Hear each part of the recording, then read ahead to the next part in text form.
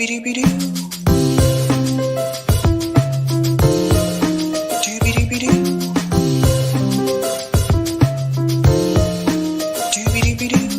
your host, sabrinasalvati.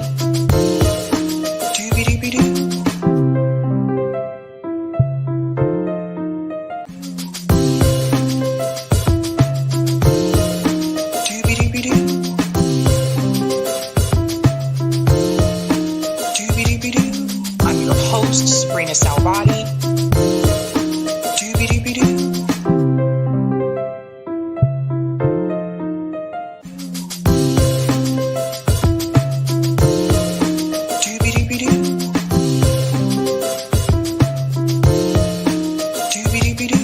I'm your host, sabrinasalvati. All right. Happy Friday, ladies and gentlemen. Welcome to Sabs podcast. I'm your host, Sabrina Salvati. If you're new, I want to let you know that Sabs podcast is a part of Revolutionary Blackout Network. You can catch me there on Thursdays for the Sabby and JB show. And you can catch me here on Tuesday, Thursday, Friday, and every other Sunday. I want to give a shout out to everyone watching on YouTube, Rockfin, Twitter, and Rumble. And welcome back, guys. Long time no see, right? Long time no see. We have quite a bit to discuss tonight, ladies and gentlemen. But first and foremost, I want to give a shout out to people in the chat. What is up? What's going on, Max? I think the interview ended the Harris honeymoon, and just wait for the debate. Yeah. Well, you know, when someone announces that they're running for president, there's always like a lot of energy around them right in the beginning, right? Like when Bernie first announced that he was running in 2020 and people are like, whoa, Bernie's running again. Remember, he was polling number one, like was surging with support. And as other people started to enter the race and time went by, you know, his support changed here and there, but he still remained like in the top two along the way. But that is going to happen. I'm going to get into a little bit more information about that tonight as well when I get to the TYT meltdown story, because quite a bit of people are not too happy at the way that Kamala Harris responded to some of those questions. So we'll get into that. Greetings. I know myself. I trust Cenk like I trust a rattlesnake. He is just chasing the dollars. Could be. Child of God, I'm trying to figure out why Black left spaces aren't pointing out that it's going to be Black people in battleground states who decide this election, and Black people have issues they want addressed. I've actually mentioned that on this show multiple times. I'll be mentioning that again tonight. Actually, also with the first story, which is about California. California people are not happy with you. What's going on? Trell says Harris sucks. Greetings, CBC voter. Happy Friday, Sabby Sabs and Eric Red. What's going on, CBC? Whatever happened to Panquake? Every time I see you, CBC voter, I'm always wondering whatever happened to Panquake. That was like going to be a thing, and then I stopped hearing about it. I even had like representatives from Panquake come onto the show like about 2 years ago, and then I never heard about it again. Weird. Okay, let's go to This Is the Moment. Where are you getting these stats that Black people are voting for Trump? I will show you tonight. Be patient this moment. Be patient. Greetings, Lawrence says, free Palestine. Shout out to Hannah says, here we go. Shout out to my comrade JB from RBN says, hi, everyone. Trump and Harris flip-flopping is the funniest thing I've seen all day.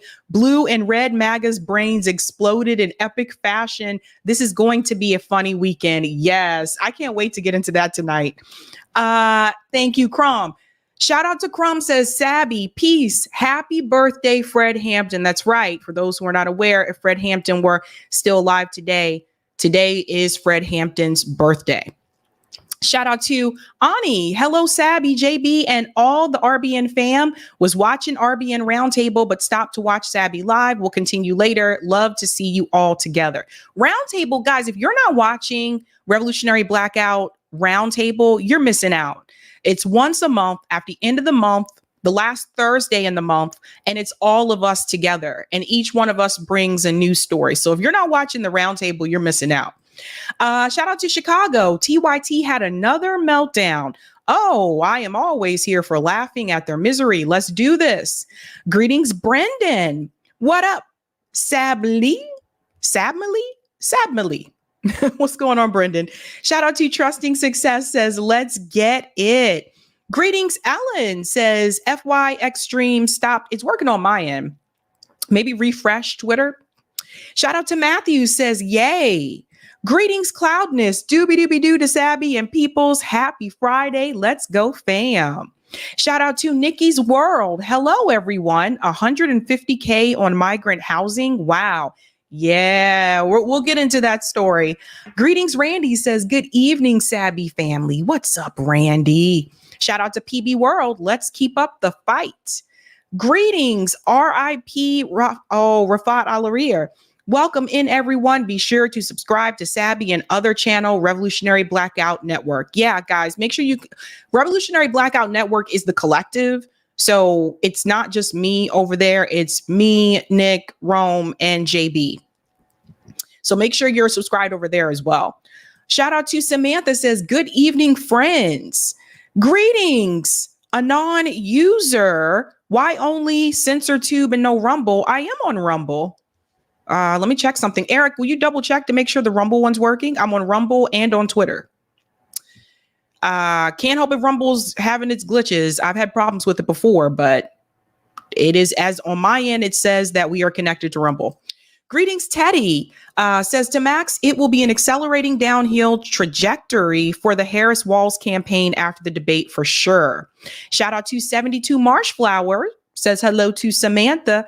Greetings, Pat says doobie doobie doo. Shout out to New Sheep says bye. Greetings, Anthony sends a smile.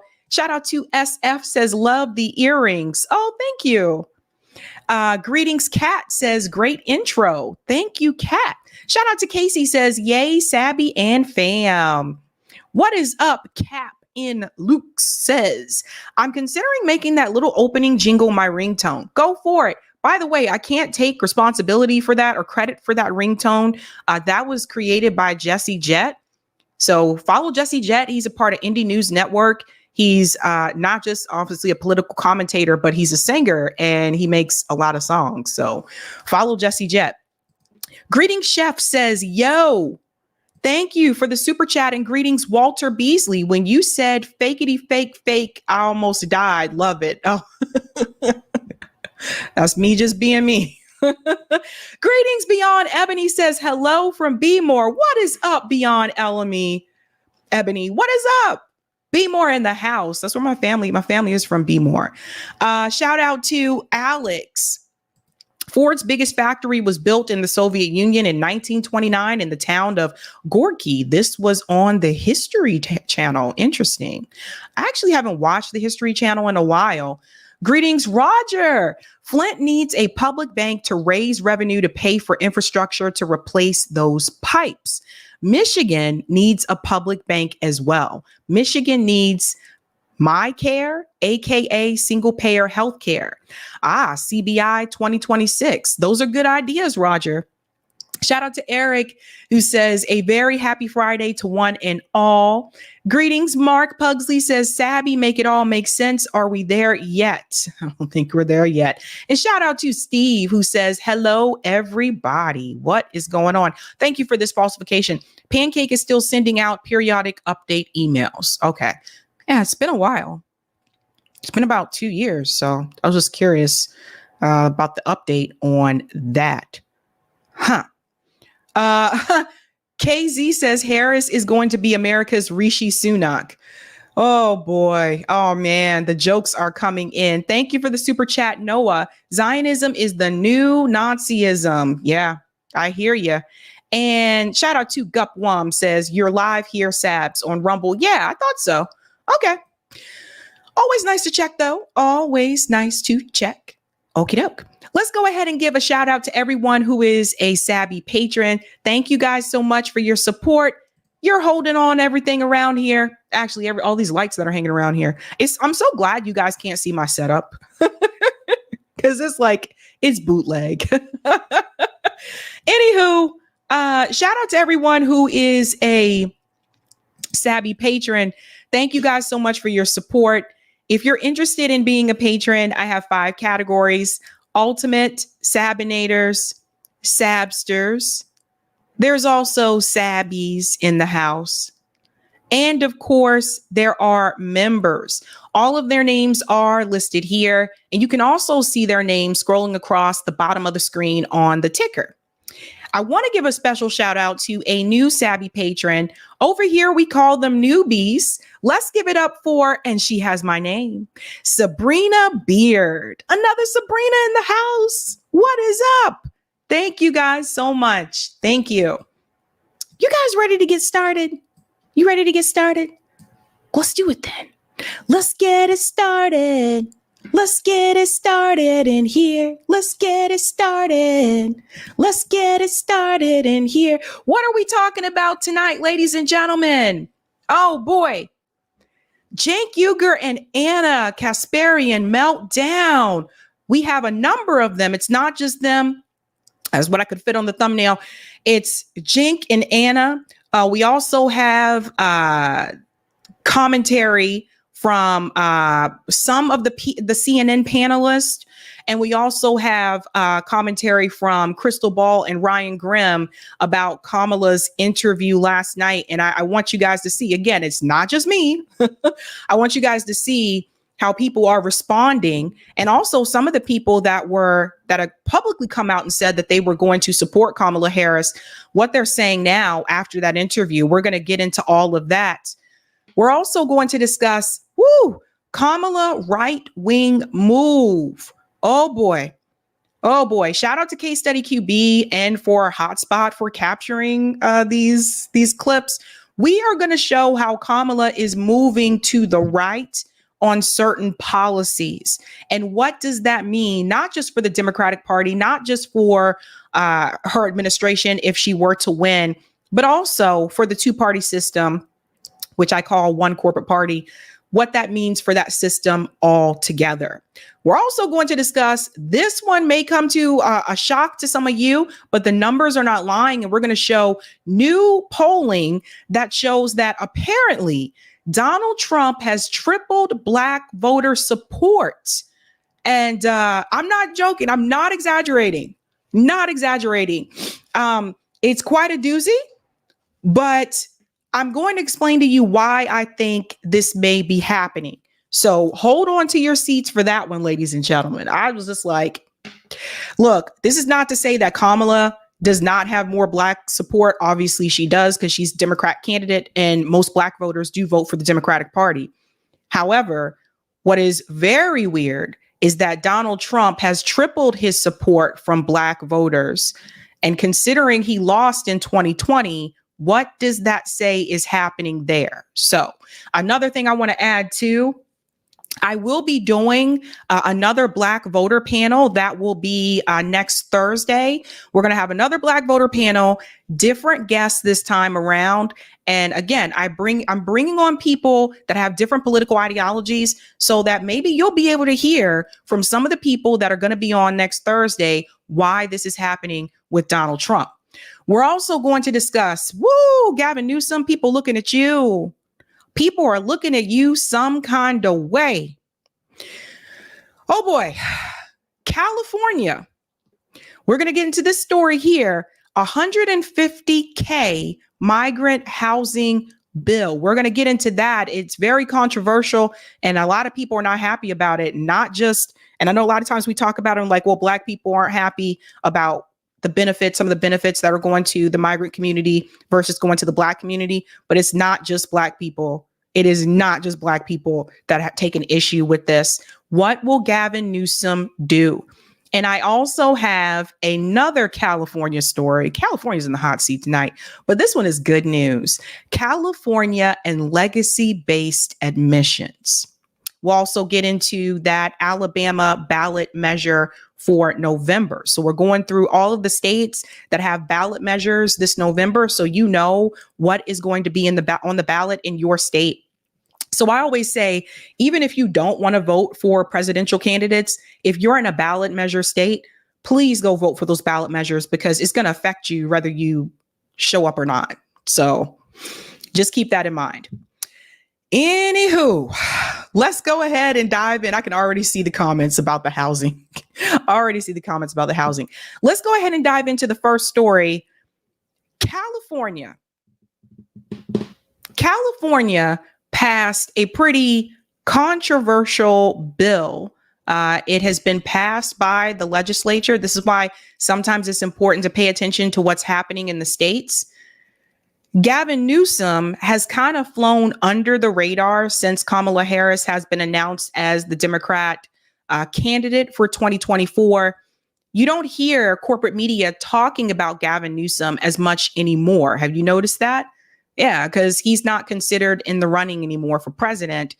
Meanwhile, things have been happening in California. So I don't want us to forget about that. He is still the governor there. So I want to get started with this news that broke that is giving a lot of people pause. California lawmakers okay a bill offering migrants home ownership aid.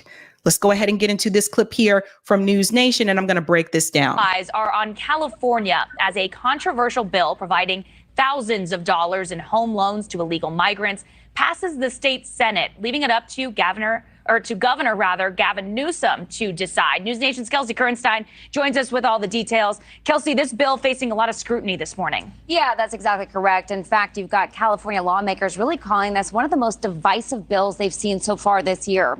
So what we can tell you is that it passed through the California Senate late last night.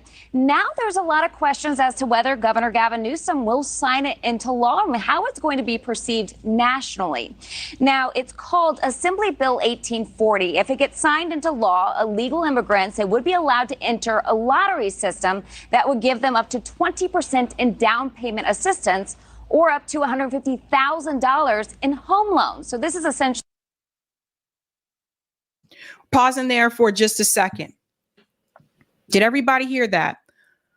Let's go back to this just one more time about what this assistance will entail. Into law and how it's going to be perceived nationally.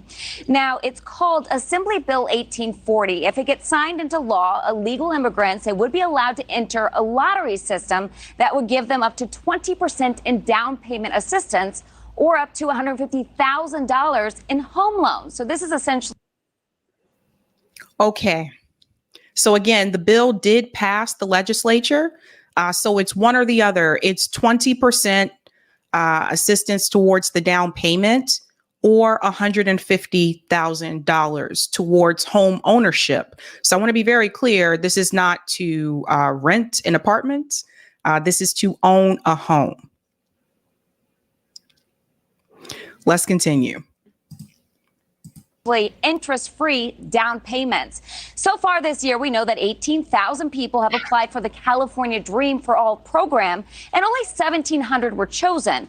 But if this bill becomes law, it would expand the eligibility of the program, including illegal immigrants.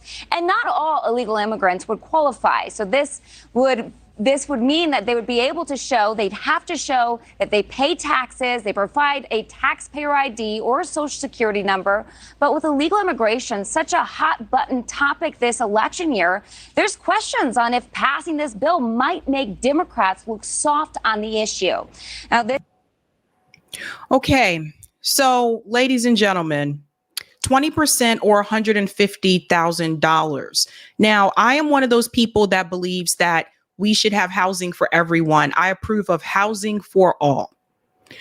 That being said, as many times as I hear politicians say that we cannot do things for people in this country, mainly for American citizens, as many times as I hear politicians say you cannot do something for Black residents in this country because you can't afford it. Or my favorite line is, how are we going to pay for that?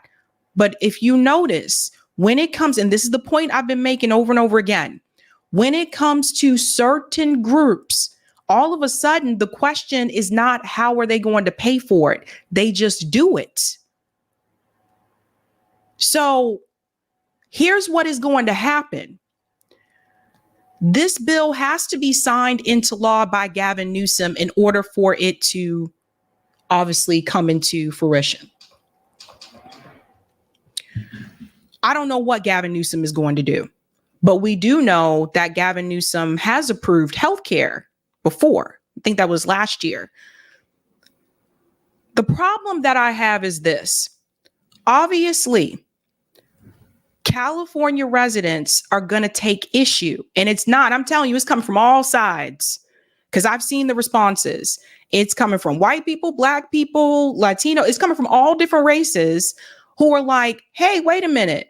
I've lived here all my life. I've never been able to afford to buy a home. Where's the assistance to help me get a down payment on a home? So it's coming from all sides. So just FYI. And it says something to the people who did come here legally. It says something to them. And I'm thinking about this. And some of my friends who immigrated to the US that came here, legally, did the paperwork and everything. They're kind of sitting back like, well, where's my help with this? I have a high school friend right now that moved to California a couple years ago who lives in a house, but they don't own it. They can't afford to buy a house in California, and she's a lawyer. You know how much homes cost in California? Regardless if you're in Southern California or Northern California. Let's continue. This is why some are in fact speculating that Governor Gavin Newsom, a strong party loyalist, will ultimately veto this bill. People against this bill, Kelsey, what are they saying this morning? Yeah, so there's a lot of mixed reviews when it comes to this bill, but we've spoken to several Republicans, and they are saying that they are sick of what they're calling free handouts that California gives to illegal immigrants. Here's what a San Diego County mayor had to say. The idea of giving them the opportunity to buy a house and get a free amount of money from the state to do so. This at a time when we're $72 billion in debt and our own young people can't afford to buy housing. Yeah, so we have also reached out to Governor Gavin Newsom's office, who said they would evaluate the bill once it reaches his desk. Should be very interesting to see what he does here just ahead of the presidential election. Thanks for watching. Okay, so, California is the most expensive state to live in the United States. We went through the cost of living report for 2024 back in July. I might need to bring that back up again at some point before the end of the year, because the average person in California will never be able to afford to buy a home. It's kind of similar to Massachusetts too, although we're not the most expensive, but we're in that top 3 where the average person in Massachusetts, especially today, if you didn't get in during the pandemic when the interest rates were really low, the average person can't afford to buy a home in Massachusetts now. So we're going to go into a little bit more detail about this. Again, Gavin Newsom has not signed off on this, but people are wondering, will he or will he not? Gavin Newsom hasn't committed to giving California migrants $150K for a home.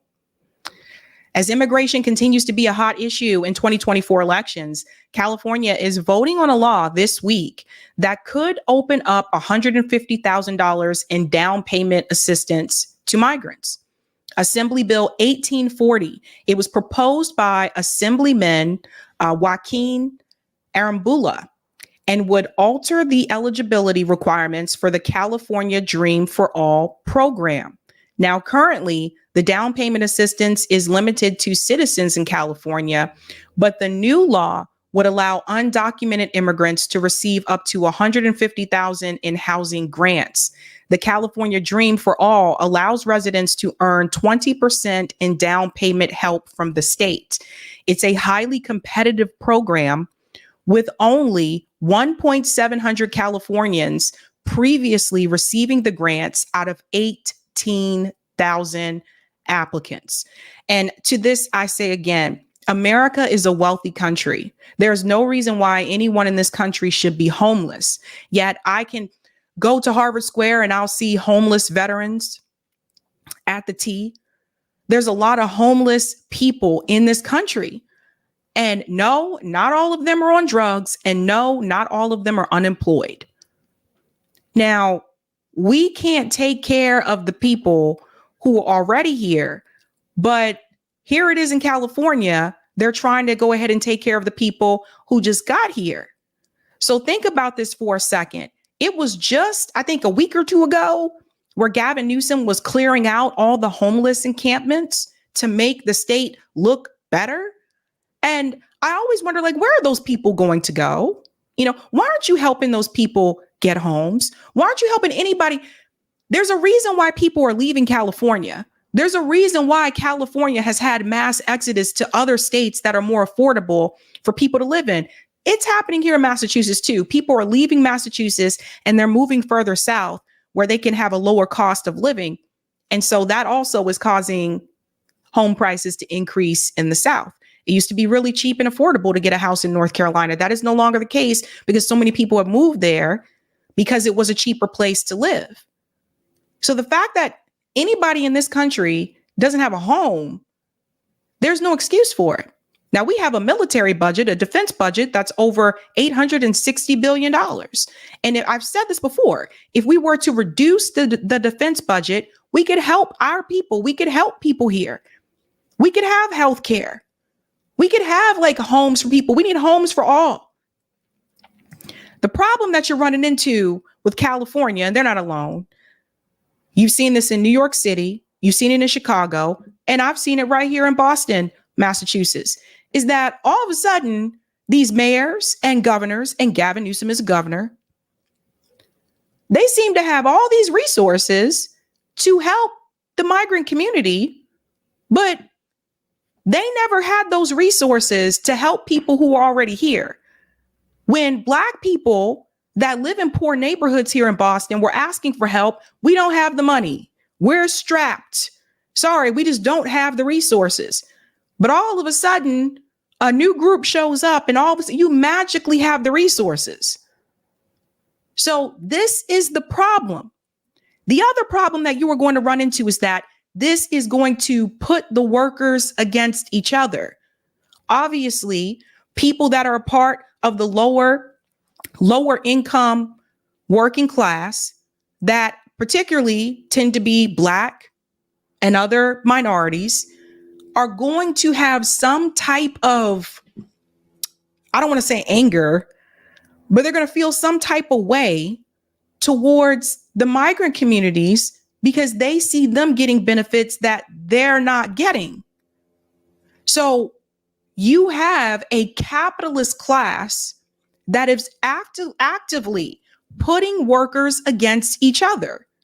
Because the reality is, if you can get someone to do the job for a cheaper price and you're greedy, you're going to hire someone that is going to do it for a cheaper price.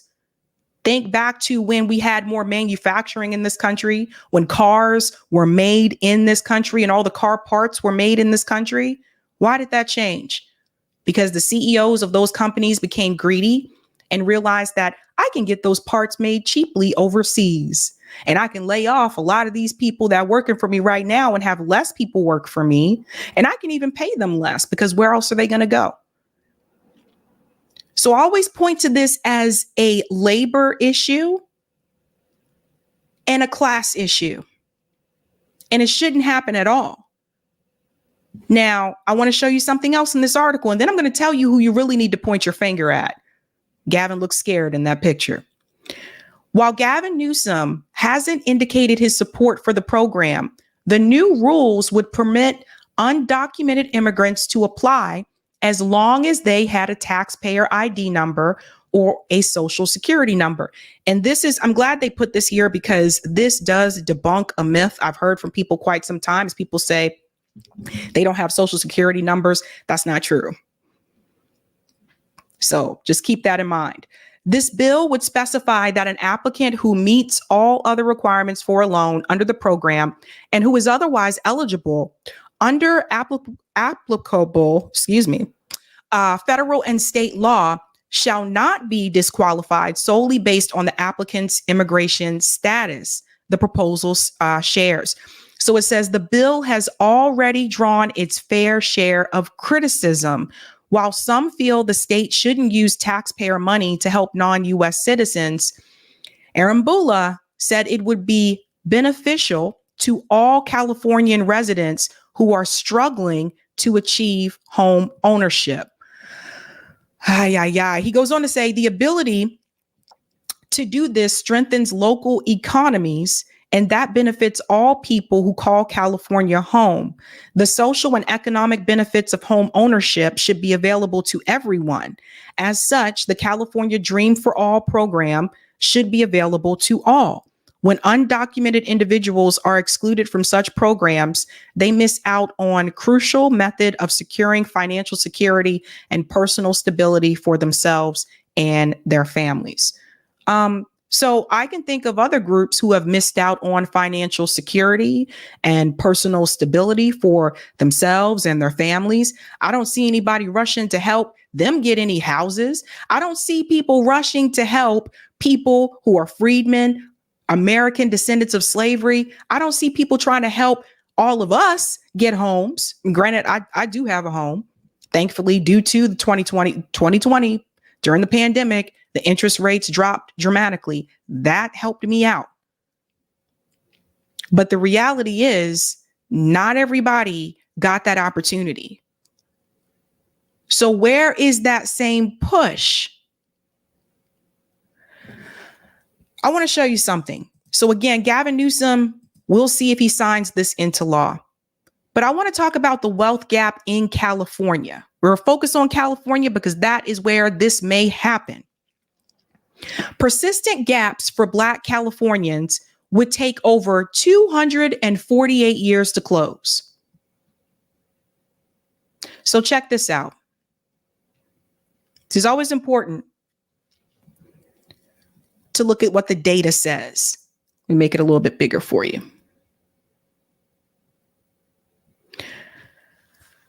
Almost 2 decades ago, the inaugural State of Black California report was the first to provide a comprehensive look at how the material conditions and socioeconomic outcomes for Black Californians fared compared to other racial and ethnic groups. Here's the part people need to see. Utilizing the Equality Index, which was modeled after one developed by international consulting group Global Insight, Inc.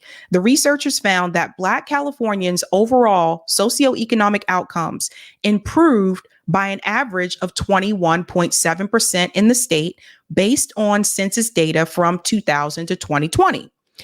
The analysis was informed by an extensive set of outcome data in economics, housing, health, education, criminal justice, and civic engagement, with the largest improvements occurring in education. However, and this is the part people need to take home. Yet, in 2020, compared to white Californians who serve as the baseline for Equality Index at a score of 1.00, researchers also found that Black Californians had the lowest score, 0.69, of all racial minority groups. So let me just say this for everyone to understand. In California, and you'll see this is probably similar in other states as well. In California, Black Californians had the lowest score of 0.69 of all racial minority groups.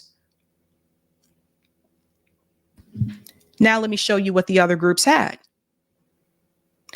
This means that the outcomes of Black residents scored 30% lower than white Californians across all analyzed socioeconomic measures. All analyzed socioeconomic measures. Other racial and ethnic group scores were 0.72 for Latinos, 0.74 for Indigenous Californians, and 1.14 for Asian Pacific Islanders.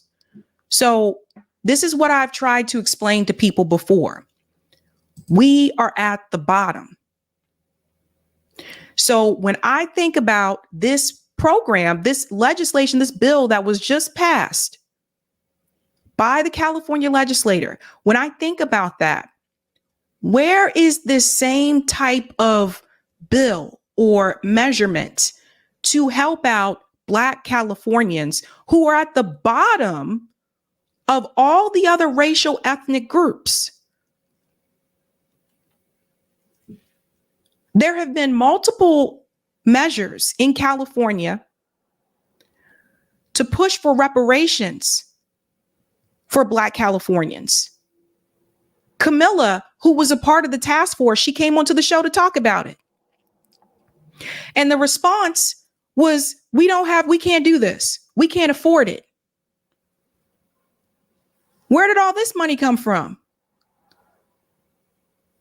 So I see sometimes people get upset and they say, well, why bring this up? Why make this an issue? Everybody should have a home. We should have housing for all. But we also need to start asking, why is it that when Black residents ask for something or make demands, why is the response always, we don't have the money or it's not going to happen? Remember when Joe Biden had that meeting with the civil rights leaders? Remember Joe Biden said, we're not going to talk about that right now. Now's not the time.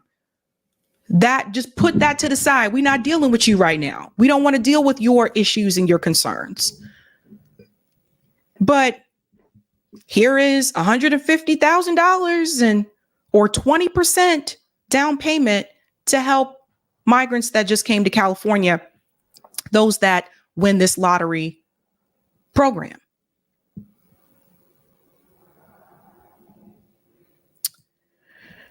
Additionally, Black Californians were only able to close the overall racial gap, in social and economic outcomes with whites by a mere 4% or 3 index points, 0.66 to 0.69 since 2000. And this is the part I need you to take home. According to that rate of change, closing the racial gap between Black and white Californians would take over 248 years. So now we're going to have to go to Twitter because I want to show you something else, because Roger sent me something right before I went live. And I do want to go ahead and show you that. Oh, I can't show you that there. Let me go over here because I want to show you something else. When I talk about demands that have been made,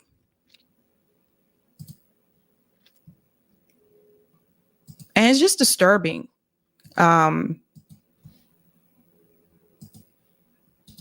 Because I've never seen our politicians move this way for us. I've never seen them do this. And so I want to show you this. Killer Mike, thank you, Roger Meadows, for sharing this with me. Killer Mike shared this. He said, please read and take action if compelled. So he's referring to this tweet here from Everything Descendant American. It says, emergency call to action. The California Legislative Black Caucus does not want to represent our reparation bill to the Assembly. Read that again. The California Legislative Black Caucus does not want to present our reparation bill to the Assembly. Call these numbers now and tell them you support our bills, or go to the Capitol today or tomorrow. So not only do they not want to present the reparation bill to the Assembly, you even have the Black Caucus in California working against Black Californians. Does that sound familiar? Don't you have the Black Caucus in DC working against Black people in the United States? So do you see what's happening here? Now they don't want to do, you see this? They don't even want to present it. They don't even want to present it to the legislator. Don't even want to give it a chance. Now, one of them responded, Assembly Maker Tina McKinnon, and she's getting roasted in the comments, by the way. She said, our work towards justice is not limited to one bill in 1 year. The Congressional Black Caucus, California Black Caucus reparations package is a multi-year effort, and I hope we can work together next year to see this work through. So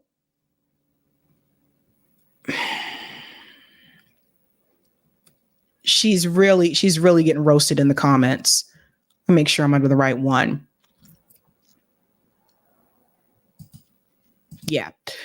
So I saw there was a comment here from Be Easy, but I can't see it now because I think too many people have responded. But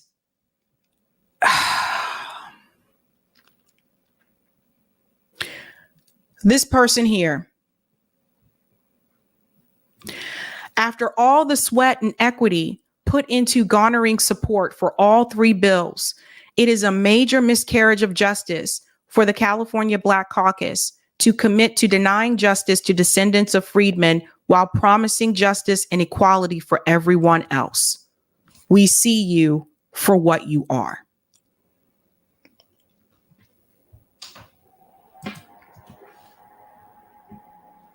So here's my problem, folks. They just passed this bill to give 20% down payment or $150,000 assistance to migrants who just came to California. It passed the legislature. However, when it comes to a reparations bill, the Black Caucus in California won't even present the bill to the assembly.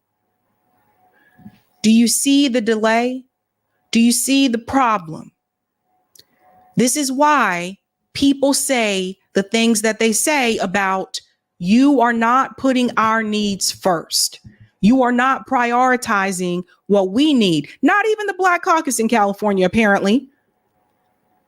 But they can easily just help somebody else get homes just like that.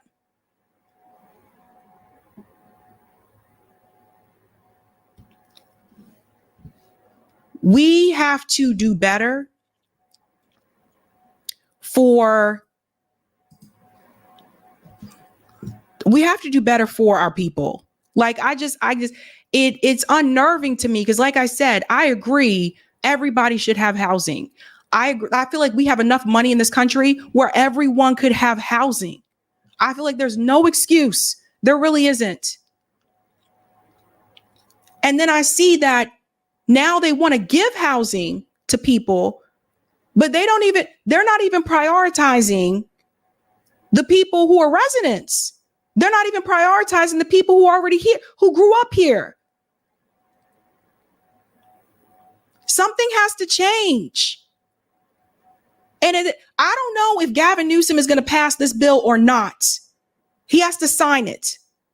I don't know if he's going to or not. We'll have to wait and see, but I'll be keeping an eye on this because something has to change, ladies and gentlemen. And this is why I say, and people like to smear me and call me right wing because I make these comments. Something has to change. There is no reason at this point in time for Black voters to continue to support the Democratic Party. Take that and do with it whatever you want. But there's no reason because the Democratic Party is not doing anything for the Black community. And people say, well, oh, do you want them to go to the Republican Party? No, I don't want you to go support any party that is not doing anything for your community. But I don't think it is fair for Black people to continue to vote for the Democratic Party and they're putting everybody else before you. And you see this now also with Kamala Harris. We can get to her in a minute. You see the same thing with her.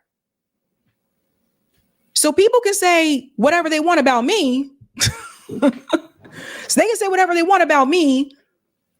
But the reality is, I don't see them doing this to any other group. I don't see them going to, even right now, with the genocide in Gaza, I don't see them smearing Palestinians and calling them right wing for not being so willing to support the Democratic Party.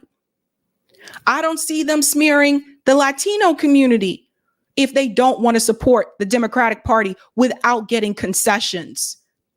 But the moment that Black voters start to push back and say, I am no longer going to support you unless we get these concessions from you, all of a sudden, Black voters are right wing, or Black men have been confused by Donald Trump, or they have been misinformed, or they are low information voters. People have to wake up. You don't owe anyone your vote. Period. Let's go to some of the comments. I do have a good story from California tonight. But that one, Roger Meadows sent that to me and I was just like, what? Thank you for the super chat. Buckeye fan says, fuck the ADL. Yeah, man. They going wild. They came after my comrade. They came after Nick on Twitter. I haven't even retweeted that yet because I have some things to say. I have it saved in the draft. But they came after Nick on Twitter. It's just, it's ridiculous. Ashura said migrants are getting $150K a house, but no reparations for freedmen. That's exactly what I'm saying. Exactly my point. Adi says, hi, Sabby, Catwoman style. Love your show. Maybe love your show. Hey, I don't know what the Catwoman thing is, but welcome. Danny says, how are they going to pay for that? JB says, this is once again another ploy by Dems to divide the workers by treating one marginalized group better than another. This is divide and conquer tactic. We need to change the system to help everyone. Right. And another thing I want to say is now what people are going to do, a lot of people will get upset at the migrants. Remember, I told you before, you have to go back to the foreign policy and see why they're coming here in the first damn place. If our country wasn't intervening, stealing their resources, implementing coups in their countries, sanctioning their countries, we wouldn't have this issue. So always keep that in mind. So who should you be upset at? The politicians. That's who you need to talk to. It's a mess. Thank you, Cloudness. Missed the most important part, no interest. That's right. And there's no interest on it. No interest on the aid there. Thank you, Beatrice. Did you see the reports about Californian reps inflating bill budgets to kill them in the Appropriations Committee? They also killed CalCare. I remember talking about that, our single-payer healthcare bill earlier this year. That's right. And from what I understand with CalCare, they had enough votes for it to pass. Thank you, Phyllis. I'm in San Francisco and pay $2,000 plus, but no reparations. And slowly Black people have been pushed out of San Francisco. And also from what I understand now, Oakland too. Thank you for the super chat, La Senora. Sabby, Asians run California now. It's terrible. Well, technically, Gavin Newsom is running it right now. I don't understand why people voted for him again. Thank you, Heidi. Never ever vote for an empty suit Kamala. Thank you, La Senora. They want to count Asians as white now. Ridiculous. Interesting. I didn't know that. Interesting. Thank you. I know myself. Said it. Michelle Obama's comment signaled no reparations. Yeah, when she was talking about the affirmative action or whatever. She's ridiculous. Thank you for this as well, La Senora. Here in California, the Asians have a monopoly on the gig jobs like Uber and food delivery. They want to control everything here and no one is doing anything. Interesting. Haven't been there, don't know, but that's interesting. But when it comes to Uber and some of these gig jobs, again, I would point my fingers back at the CEOs of those companies, right? Who's making the hiring decisions? Same thing with the tech community. Who's making the hiring decisions? When people say, well, it's not diverse in tech, why is that? Thank you, gratefully blessed. I said breast. In San Jose, California, schools sent out letters asking if families had spare rooms to rent for teachers because they can't afford to live near the schools they teach. This is terrible. And this has happened in the United States of America. Thank you, Courtney. It's always now is not the time with Democrats when it concerns the demands of the Black vote. Every time. Thank you, Philip. ADL came after Albert Einstein's friend Hannah Arendt in the 1960s. They talk about this in the intro to her easy to find audiobook, Eichmann in Jerusalem. Interesting. I'll have to look into that. Thank you very much. Yeah, that damn Gavin Newsom. All right, guys, if you haven't had a chance to do so, smash that like button. Thank you. If you're new, don't forget to like, sub, and share. And welcome, fam. Based. Now we're going to move on to a pretty interesting story. Let's get Gavin Newsom off the brain. This is a doozy.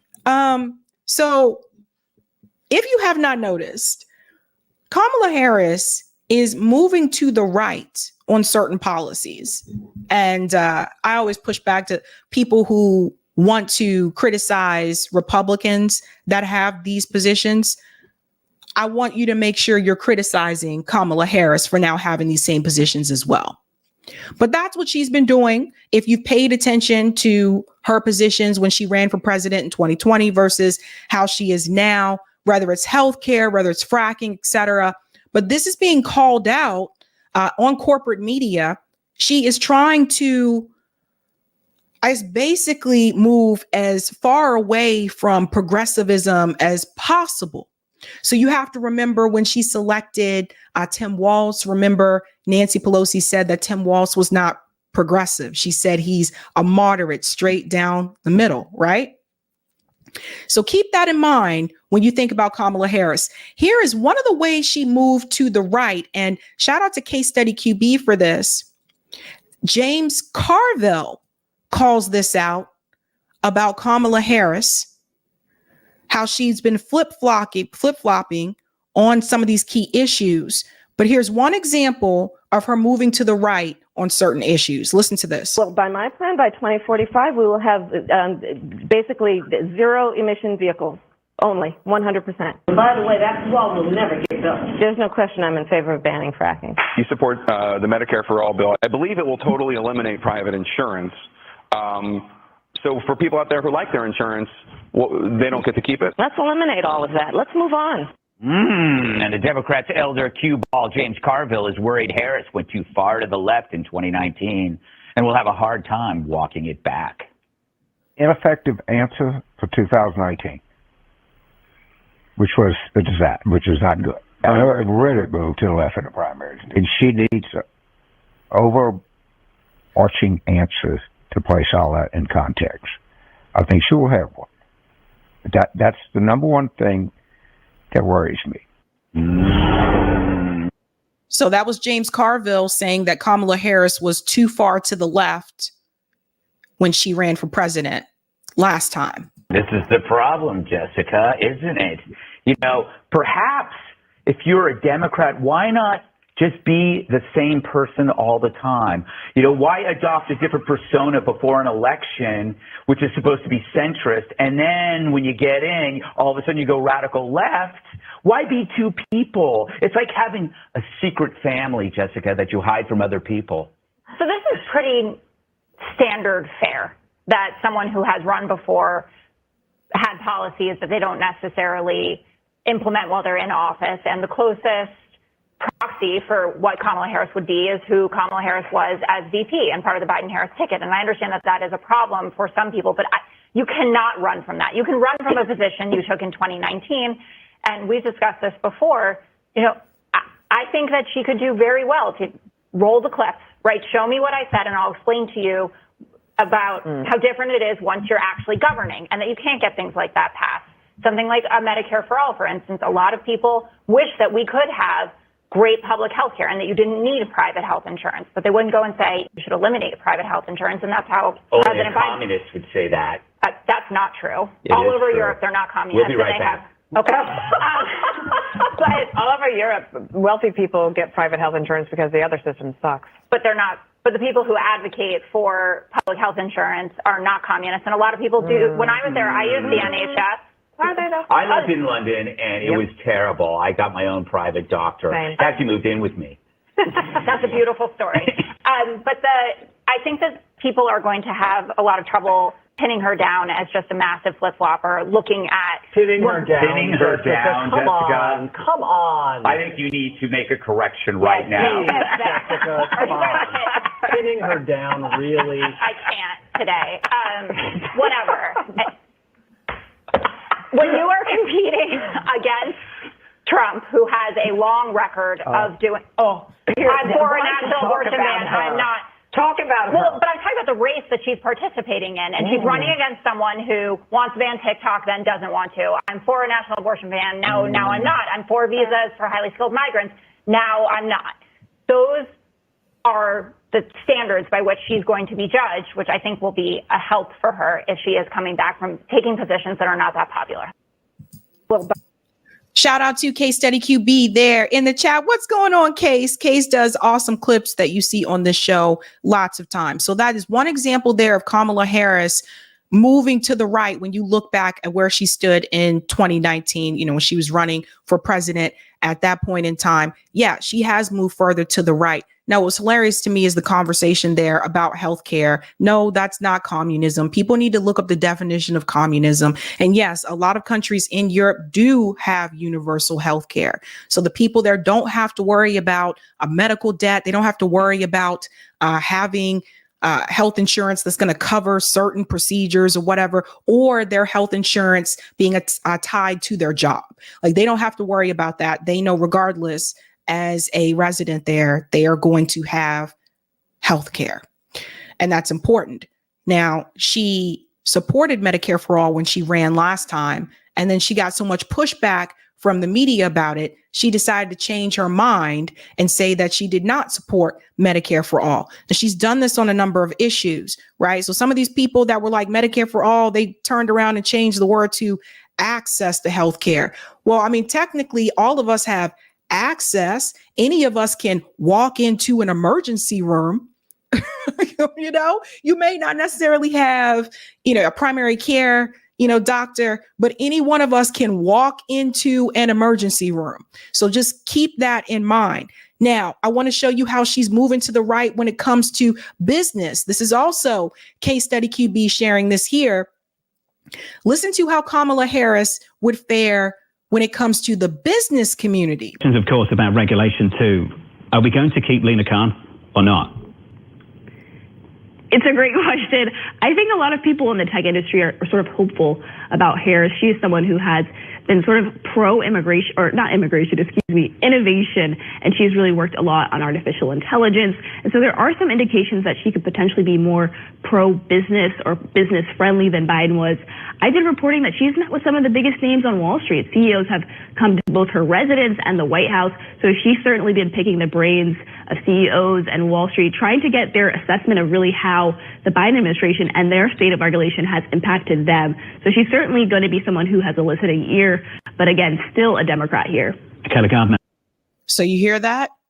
So Kamala Harris moving to the right on business. She's for the business community. Remember all of those Wall Street donors that came in to support her the moment it was announced that she was going to be the candidate? And it said it right here again. Kamala Harris could be potentially more pro-business than Biden was. So everybody see this? I did reporting that she has met with some of the biggest names on Wall Street. So keep that in mind. So are you for the people or are you for the corporations? She's for the corporations. Remember, Kamala Harris was selected early on by that Clinton circle when she was running for Senate. They were reaching out to her then. And Donald Trump was donating to Kamala Harris as well. So everybody keep this in mind. Again, all these people move in the same circles together. Now, foreign policy. She's moving to the right when it comes to foreign policy, and they're calling it out on CNN. Shout out to Case for this one as well. To be honest, I watched Kamala Harris's remarks live at the DNC, and her words when it came to Ukraine, to NATO, to standing with our allies, to supporting Israel's rights to defend itself, sounded closer to a Republican than what we've heard from Donald Trump and J.D. Vance. Not to lead into I don't know how she's going to lead, but the words are right. To be honest, I watched Kamala Harris's remarks live at the DNC, and her words when it came to Ukraine, to NATO, to standing with our allies, to supporting Israel's rights to defend itself, sounded closer to a Republican than what we've heard from Donald Trump and J.D. Vance. Notice how they tried to cut her off when she said that Kamala sounded closer to a Republican. She did. She sounded like a freaking war hawk. She sounded like a typical neocon. And this is the person that everyone was saying, she's so progressive. She's so much more further left than Joe Biden. Right? This is the person that people were talking about. Now, Whitley, who I believe works at News Nation as well.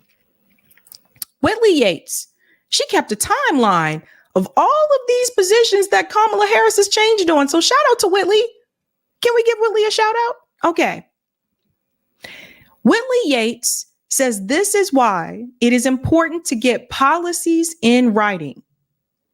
August 16th, 2024, Kamala, I'm going to provide first-time home buyers with $25K to assist them with a down payment on a new home. August 29th, 2024, Kamala, it's a down payment tax credit. You have to pay the $25K first. Does everybody remember when she announced this plan of hers and people got excited and said, Kamala's going to give us $25,000 to help us with the home from a first-time home buyer, first generation. And I was like, yeah, don't that sound a little bit too good to be true? Wasn't honest about that. So you see that? It's a tax credit. We'll go on because Whitley kept a long list. Fracking. September 14th, 2019, presidential candidate Kamala, there's no question I'm in favor of banning fracking. October 7th, 2020, Vice President Harris, Joe Biden will not ban fracking. August 29th, presidential nominee, no, I do not want to ban fracking. I said that in 2020. That's Kamala Harris, of course, moving to the right on climate.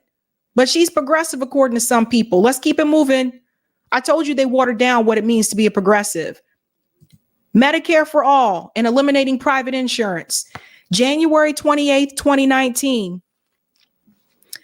Presidential candidate Kamala, we need to have Medicare for all. That's just the bottom line. May 12th, 2019. I support Medicare for all, but I really do need to clear up what happened on that stage. Let's get rid of waste, not private insurance companies. June 26, 2019, raises hand on stage to abolish private health insurance in favor of government-run plan. July 17th, 2019, question. People who have private health insurance would eventually have to give that up under your plan. Kamala says they would eventually be covered under Medicare for all. August 19th, 2024. Medicare for all is no longer part of the Harris agenda.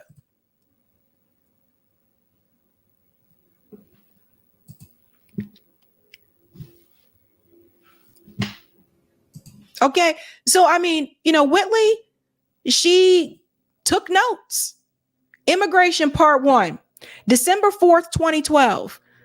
Attorney General Kamala issues bulletin to law enforcement agencies stating ICE federal immigration detainer requests are not mandatory. June 25th, 2014. This is when she's still Attorney General, issues bulletin to local law enforcement. They do not have to comply with ICE detainers. Let's keep going.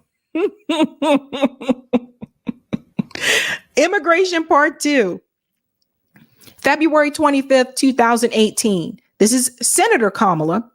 Trump's border wall is un-American. January 28th, 2019. Trump's border wall, medieval vanity projects. That's when she's a presidential candidate. June 26, 2019. Vows to decriminalize illegal border crossings. Vows to provide health care to undocumented immigrants. Vows not to deport illegal immigrants who had not committed another crime. February 2nd of 2020, Senator Kamala. Trump's border wall is a waste of money and won't make us safer. March 24th, 2021, Vice President Kamala, appointed to lead the White House effort to tackle the migration challenge at the U.S. southern border and work with Central American nations to address the root causes of the problem. The root cause of the problem are the coups, the sanctions, and the imperialism. August 22nd, 2024, presidential nominee Kamala pledged at DNC convention to sign the bill that would send millions to build the border wall. So somebody help me understand. First, she was against the wall. Then now she's okay with a wall. So what is it? What do you want done here? The flippity flop, flip flop. And Whitley also included screenshots here where she said, a dreamer should not be pitted against their families or traded away like some commodity in exchange for an un-American $25 billion wall, and where she's called it a medieval vanity project. So she put receipts there. So we can put the link to this in the chat. I'll put the link there so you can follow that on your own time as well, because she took notes. So last night we were watching the interview and Kamala Harris said that her values have not changed. No, they did change. So she moved to the right on the border, healthcare, border. What was the other one? Healthcare, border, business, immigration. Like, I don't, who is Kamala Harris, right? So the flippity flip floppity, but she's not the only one doing any flippity flip floppity flop flop or whatever you want to call it. I don't know what is happening here. Kamala Harris, the Democrat, is moving to the right on key issues that a lot of us on the left are really passionate about, especially healthcare. And now you got Donald Trump, who now he trying to move to the left.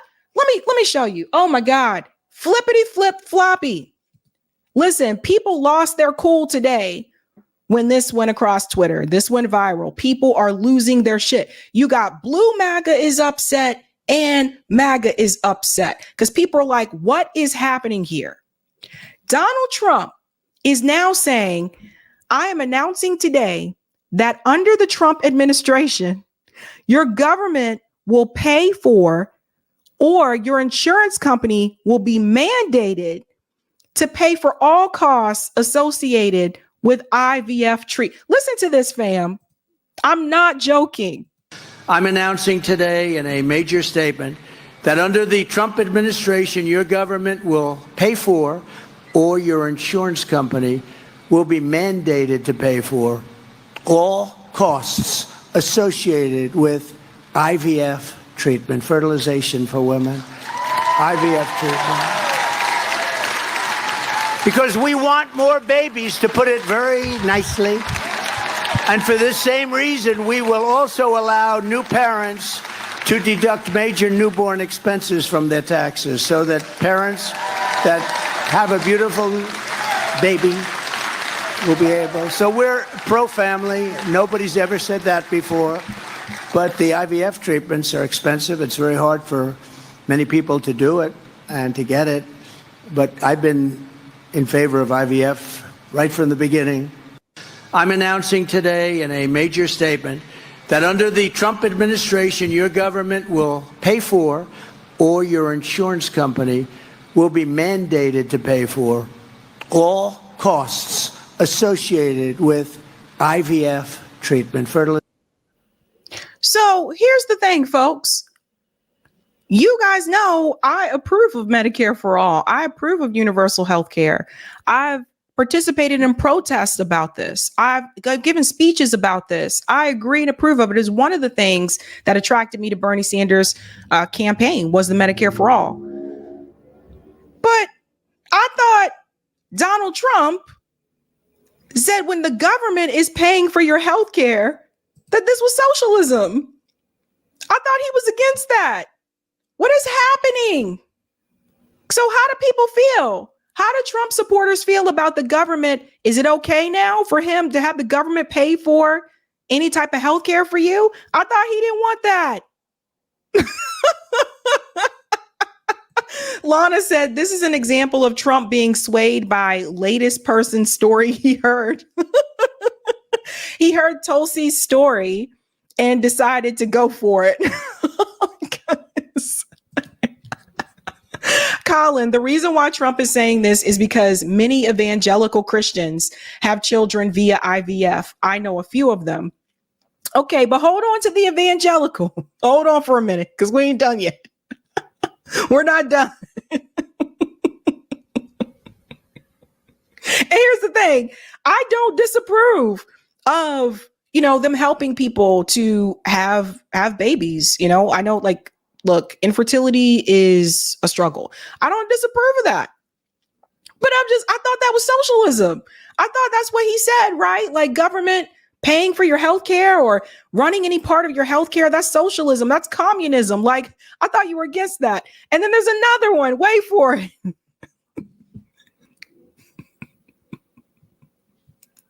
Abortion.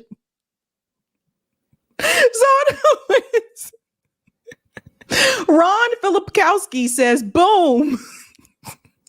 Donald Trump announces today he is now pro-choice on abortion. Listen to this. One does. You overturned Roe and you want abortion to be a states' rights issue. In Florida, the state that you are a resident of, there's an abortion-related amendment on the ballot to overturn the 6-week ban in Florida. How are you going to vote on that? Well, I think the 6-week is too short. It has to be more time, and so and I've told them that I want more weeks. So you'll vote in favor of the amendment? I'm voting that I am going to be voting that we need more than 6 weeks. Look, just so you understand.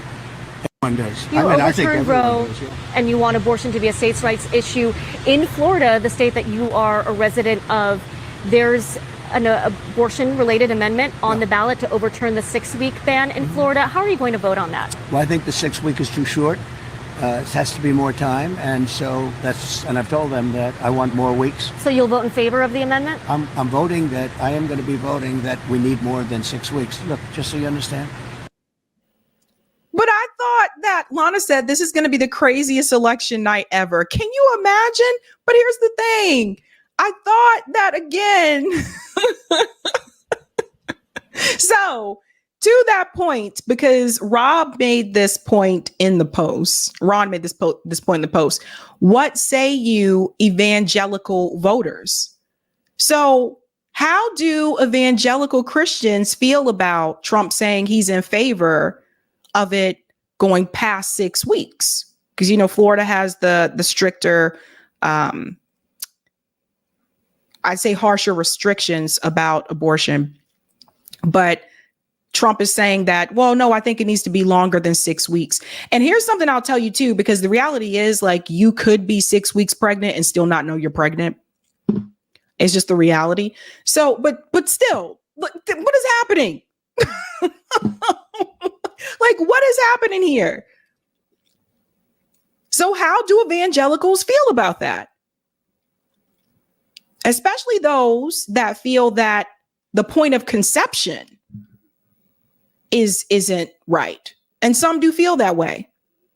So are they still going to support Donald Trump? And if they do, if they're like, oh yeah, fine, no problem, whatever, and still support Donald Trump, was it really about the issue or is it about Donald Trump? I said the same thing about the Kamala Harris supporters. For those who said that genocide was a red line, for those who said that, Medicare for all, or I'm not going to support you or whatever. I'm only going to support Kamala if she pushed forth like progressive policies. And here she is not doing that. And some of them online are like trying to defend her as hard as they can. Some are not. Some trying to defend her as hard as they can. And I'm like, okay, so for you, was it really about Medicare for all? Or do you just like Kamala? Because see, Kamala Harris has no policy platform on her website. So why are you supporting her? What is the reason? And I need another reason other than she's not Donald Trump. Trump at least has policy platform on his website. So we have to ask ourselves this question, guys. Are people supporting these candidates because they like where they stand on the issues? Or are people supporting them because they're party loyalists and they're going to vote for whoever the candidate is in that political party? Or are people supporting them because they like the person? How much of this is personality? One of the things that drew me to Bernie Sanders was, like I told you, the big first thing was Medicare for all, the policy platform, the energy, around the policies, but it also didn't hurt that Bernie seemed like a pretty cool dude. He had the likability factor. I want people to start asking that question. Why are you supporting these candidates? Is it because you like them, or is it because you like the issues that they represent? I have no dog in this fight. I'm not supporting either one. So you can let me know. But crazy things are happening, folks. Crazy things. Oh my God. What is it, Lisha? Bernie had good policies. Yeah, he did. A strong domestic platform. Very strong domestic platform. And it spoke to a lot of people. So yeah. Let's go to some of the comments here. All right. Thank you. I know myself. If Black people vote Dems without demanding, we lost. Yeah, I agree. Thank you, Edward. Kamala is starting to sound like Hillary 2.0. Yeah, buddy. Yeah. Colin said, my mom, who is the most apolitical person I know, as well as a retired nurse, said, that socialized medicine is a beautiful thing, and she's definitely not a communist. There you go. Thank you, Namak. A Palestinian man was found hanging from a tree with hands and feet tied up in a high security Jewish neighborhood in Belgium. Can you please cover this? I'll have to look for that story. But yes, I can on Sunday. Thank you. Andre, Kamala is just another Tulsi Gabbard opportunist. Robert says Trump is trolling Harris. Thank you, Gala. I'm on board with Trump's IVF policy. Anyone who dealt with paying the baby hospital bills knows what's up. Thank you, Brock. Kamala is a minority version of Hillary Clinton. She'll say anything she needs to say just to get into office, and people with common sense can see that. Thank you, Cool Blue. What this may be is Harris steers right versus left for Trump to win over the supposed miracle. That, or a gradual, if that is applicable realignment. It's crazy, man. This is my first election season during the show, so this is crazy to me. Thank you for this one as well, Cool Blue. Supposed middle. Autocorrect is auto madness. I hear ya. Thank you. Where is the love? Kamala is weak, and that is dangerous. I'm in PA and voting for Jill Stein. Kamala will not get Pennsylvania. Philly ain't feeling her. It's interesting. We're going to get into I think I'm going to touch on Philly a little bit in the next story. We'll get into that in a second. Thank you, KN/Kareem. Population decline. That's why they are pushing IVF. All Western nation population not growing. Thank you, One Titans. Trump's stance has never changed. It was always a states' rights issue to him. It's still a win for evangelicals. It's interesting. I don't know about that because people that I've spoken to that are evangelical said, like, I know some people that say that they consider it to be abortion upon conception. So, but that's interesting. And we're going to call you M. Jordaners. I don't know how to pronounce your name, honey. I'm so sorry. We'll go with the second name, Wrath. I'm writing in Jesus. All right. Based. All right, guys. Go ahead and smash that like button. Thank you very much. And we're moving on to the next story. Now, here's another one that's going to make your head explode. Not for me, though, because I think I covered part of this before a while back, but the numbers have increased. But for some of you, it's going to make your head explode if you haven't been watching this. So we're talking about where Donald Trump and Kamala Harris land with Black voters for 2024. And we're going to start with Donald Trump. Because regardless if you are Republican or you support Trump or not, there is something that is happening with Black voters supporting Donald Trump that I do think cannot be ignored. And people need to ask, what is he doing differently?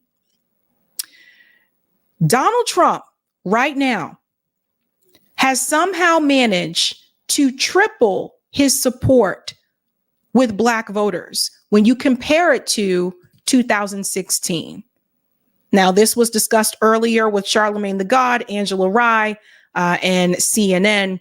We'll go ahead and jump in. They seem to be a little bit confused. They don't understand where these Black voters are. I think that's what happens when you don't leave your bubble. Let's get into it. Angela, to bring you in, those battleground polls also show Donald Trump pulling in 19% support from Black voters. That is actually triple what he got in 2020. Pause. Let's just look at the number, folks. Black voters backing Trump for president in Arizona, Georgia, North Carolina, Nevada, those are swing states. 7% in 2020. Now he has 19% support. 19%. I have never seen this from a Republican candidate since I have been eligible to vote. Let's continue. What do you make of that? What is he doing right to win them over? I don't make anything of these polls that are talking to imaginary Black folks. I would love to know, for one, who they're talking to, because I've not seen. So you think that they don't exist? I think that they are, maybe, you know what, they might be the invisible man that Ralph Ellison talked about in his book. I don't know who these people are. You don't know who those people are, Angela Rye, because you don't leave your bubble. I have had a number of people on this show that do not agree with me politically. The recent Black voter panel, you guys got to see Black voters that supported different candidates, some that were libertarian, some that were, self-described like Marxists, some that were Republican, like some that were supporting Kamala Harris, that were liberal. Black voters are not a monolith. And while the majority of Black registered voters do vote for the Democratic Party, something is changing this time around. Because how in the world, again, I have never seen a Republican candidate get that amount of support from Black voters since I have been old enough to vote. I have never seen it. So there has to be something different about Donald Trump's previous presidency when compared to Joe Biden's presidency that is making some Black voters say, you know what, I'm not going to support the Democratic Party this time around. Not to mention, and we're going to show the conservative support as well, because there were some Black conservatives that voted for Joe Biden in 2020 and not Donald Trump. So something is shifting. So these people aren't imaginary, Angela. If you got outside of your bubble of only talking to people who think and believe just like you do, and only talking to people that are liberals, and if you talk to some of those people outside of your class, you would see that those people are very real. He said, we're tired of the demon rats. Gifty said, Black woman for Trump here. Yeah, I mean, Angela and Charlamagne, you have to get outside of your bubble. There was a Trump ad that was released, I believe today, that's targeting Black women voters. And there are these people who, allegedly exist all throughout the country, and they're reading scripts. You can see their eye line going over here. And I think some of them might be paid to say some of these things. I'm not sure. But here's what I do know, Pam. You talked about this not being the case, Georgia not being the case for Joe Biden. Joe Biden did actually win Georgia in 2020. And I also want to give some credit to Kamala Harris, who has been to Georgia 7 times this year, right? And so I think it's important for us to acknowledge the work that has been done. Their state directors talked about 35,000 new volunteers on the ground since Kamala Harris announced. They have well over 24 offices in that state. They're doing the work. And pause. Yeah, they're doing the work. I will agree with this. Sure, Michael was talking about this on CNN earlier as well. He did say that Kamala Harris's team, they are not just going to the Atlanta area in Georgia. They are going to rural parts of Georgia, trying to recruit Black people who are not registered to vote as well. Speaking to some of those lower income communities out there. So I do agree with that. However, that being said, to Angela's point, she said Joe Biden did win Georgia. Exactly. So why is it that now Donald Trump has 19% of Black voter support? If anything, the exact opposite should have happened. His support among Black voters should have decreased. So that says something about the job of the Biden-Harris administration that I think Angela and Charlamagne kind of want to gloss over and pretend like it's not an issue.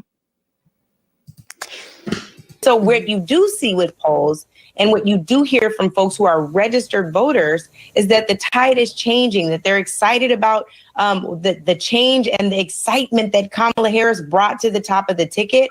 And I think we really got to give more credit to the work. I'm not giving any credit to these polls.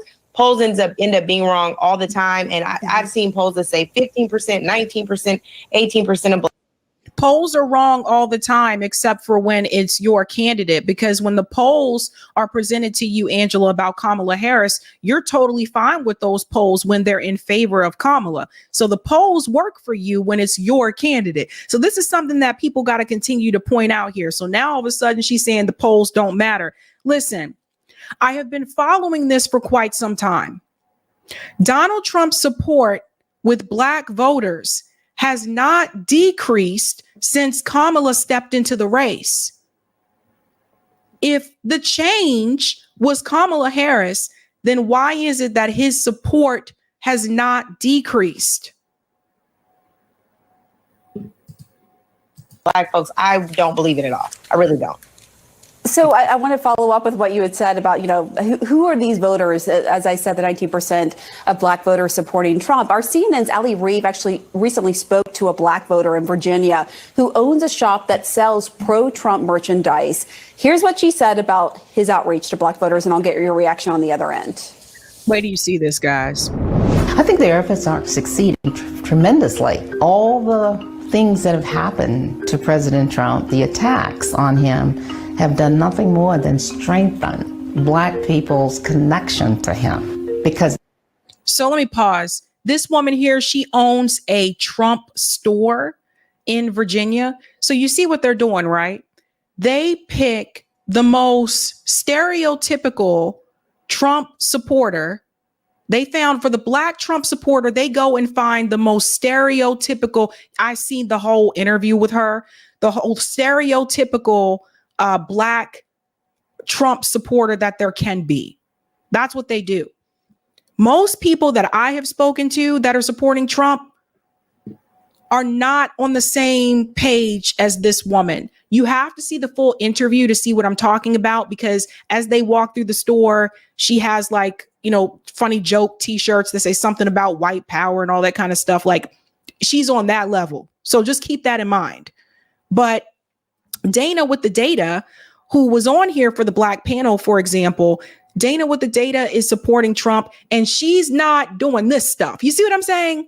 So what are they doing? They're trying to find the most outlandish Black Trump supporter to feature and say, oh, these are the Black people that are supporting Trump. When in reality, some of the Black people that are supporting Donald Trump are people that you probably would never think would do it. Let's continue. I'll go back just a little bit when they first bring her in. Nothing more than strengthen Black people's connection to him, because now he's someone who is the target of a struggle, and they have always felt that they've been a target. All right, Charlamagne, what do you think about that? I think that I can't speak for all Black people because we're not monolithic, and that woman cannot speak for all Black people because we're not monolithic. And I think she sounds like a damn, to be totally honest, I think she sounds like a damn fool, but that's her opinion. And I do feel like, Democrats. See what I mean? So they brought on someone that obviously they can call the fool. They didn't bring on someone, a Black voter, who does not have a Donald Trump store. Let me let it finish, and I'll tell you what else I think about this. Sorry about that. And I think she sounds like to be totally honest, I think she sounds like a damn fool, but that's her opinion. And I do feel like, Democrats do owe black people a lot, but last election, 92% of black people voted for Democrats, and that has been the case for a long time. I see that being pretty much the case this year as well. Joe Biden did not receive 92% of the black vote. So I hope that's not what he was referring to when he goes last election. Maybe he's talking about the midterms, but Joe Biden did not receive 92% of the black vote. I've shown the data on the show before. He was in the 80s with his percent for black voters. And Obama still to this day has the highest support from black voters from Democrat presidential election. Nobody has received that 98% and that 95% that Obama has received. So I don't know why. Again, I told you they bring on Charlemagne. Charlemagne doesn't follow the data. He really doesn't. Like, you host the Breakfast Club. It is what it is. But notice what they did, right? So they had to pick out that woman.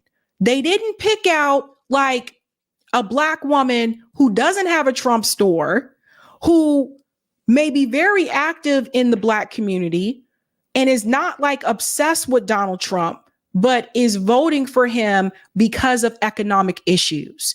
And that's what pissed me off about that segment. They're like, oh, let's bring out this woman and make her look like a total fool. So check this out. We're going to pull up the data. Donald Trump has doubled his support among black voters. It's actually tripled. I'm going to need for you guys to do math too. Boy, we're going to teach people some things. Let's get into this part here because I want you to see the difference between what happened prior. Let's see right here. We're going to come down here. Listen to this. This is the Morning Consult poll. The poll found that Trump's support among black moderates and black conservatives has increased significantly, doubling among moderates. In 2020, 8% of black moderates supported Trump. 8% of black moderates, again, so those aren't conservatives, supported Trump. Whereas in 2024, that figure has risen to 19%. Among black conservatives, 44% now back Trump, up from 24% in 2020. So even among the conservatives, even among black conservatives, in 2020, 24% backed him. Now it's 44%. So even in 2020, all black conservatives did not support him. Like I said before, some of those conservatives voted for Joe Biden. Some people didn't vote down ballot. I know people personally that voted for Joe Biden for president, but then they voted for Republicans for other positions on the ballot. The poll also found that the percentage of respondents with no opinion decreased by 5%. So listen to this. We're going to make a comparison. On the other hand, 51% of black conservatives support Harris, down from 65% who backed Biden in 2020. Among black moderates, 74% support Harris's campaign compared to 81% who supported Joe Biden. So what does this tell you about the Kamala Harris campaign and the Joe Biden campaign? Joe Biden received more support from black conservatives and more support from black moderates than Kamala Harris is currently receiving. Now that can change come November, but why is that, folks?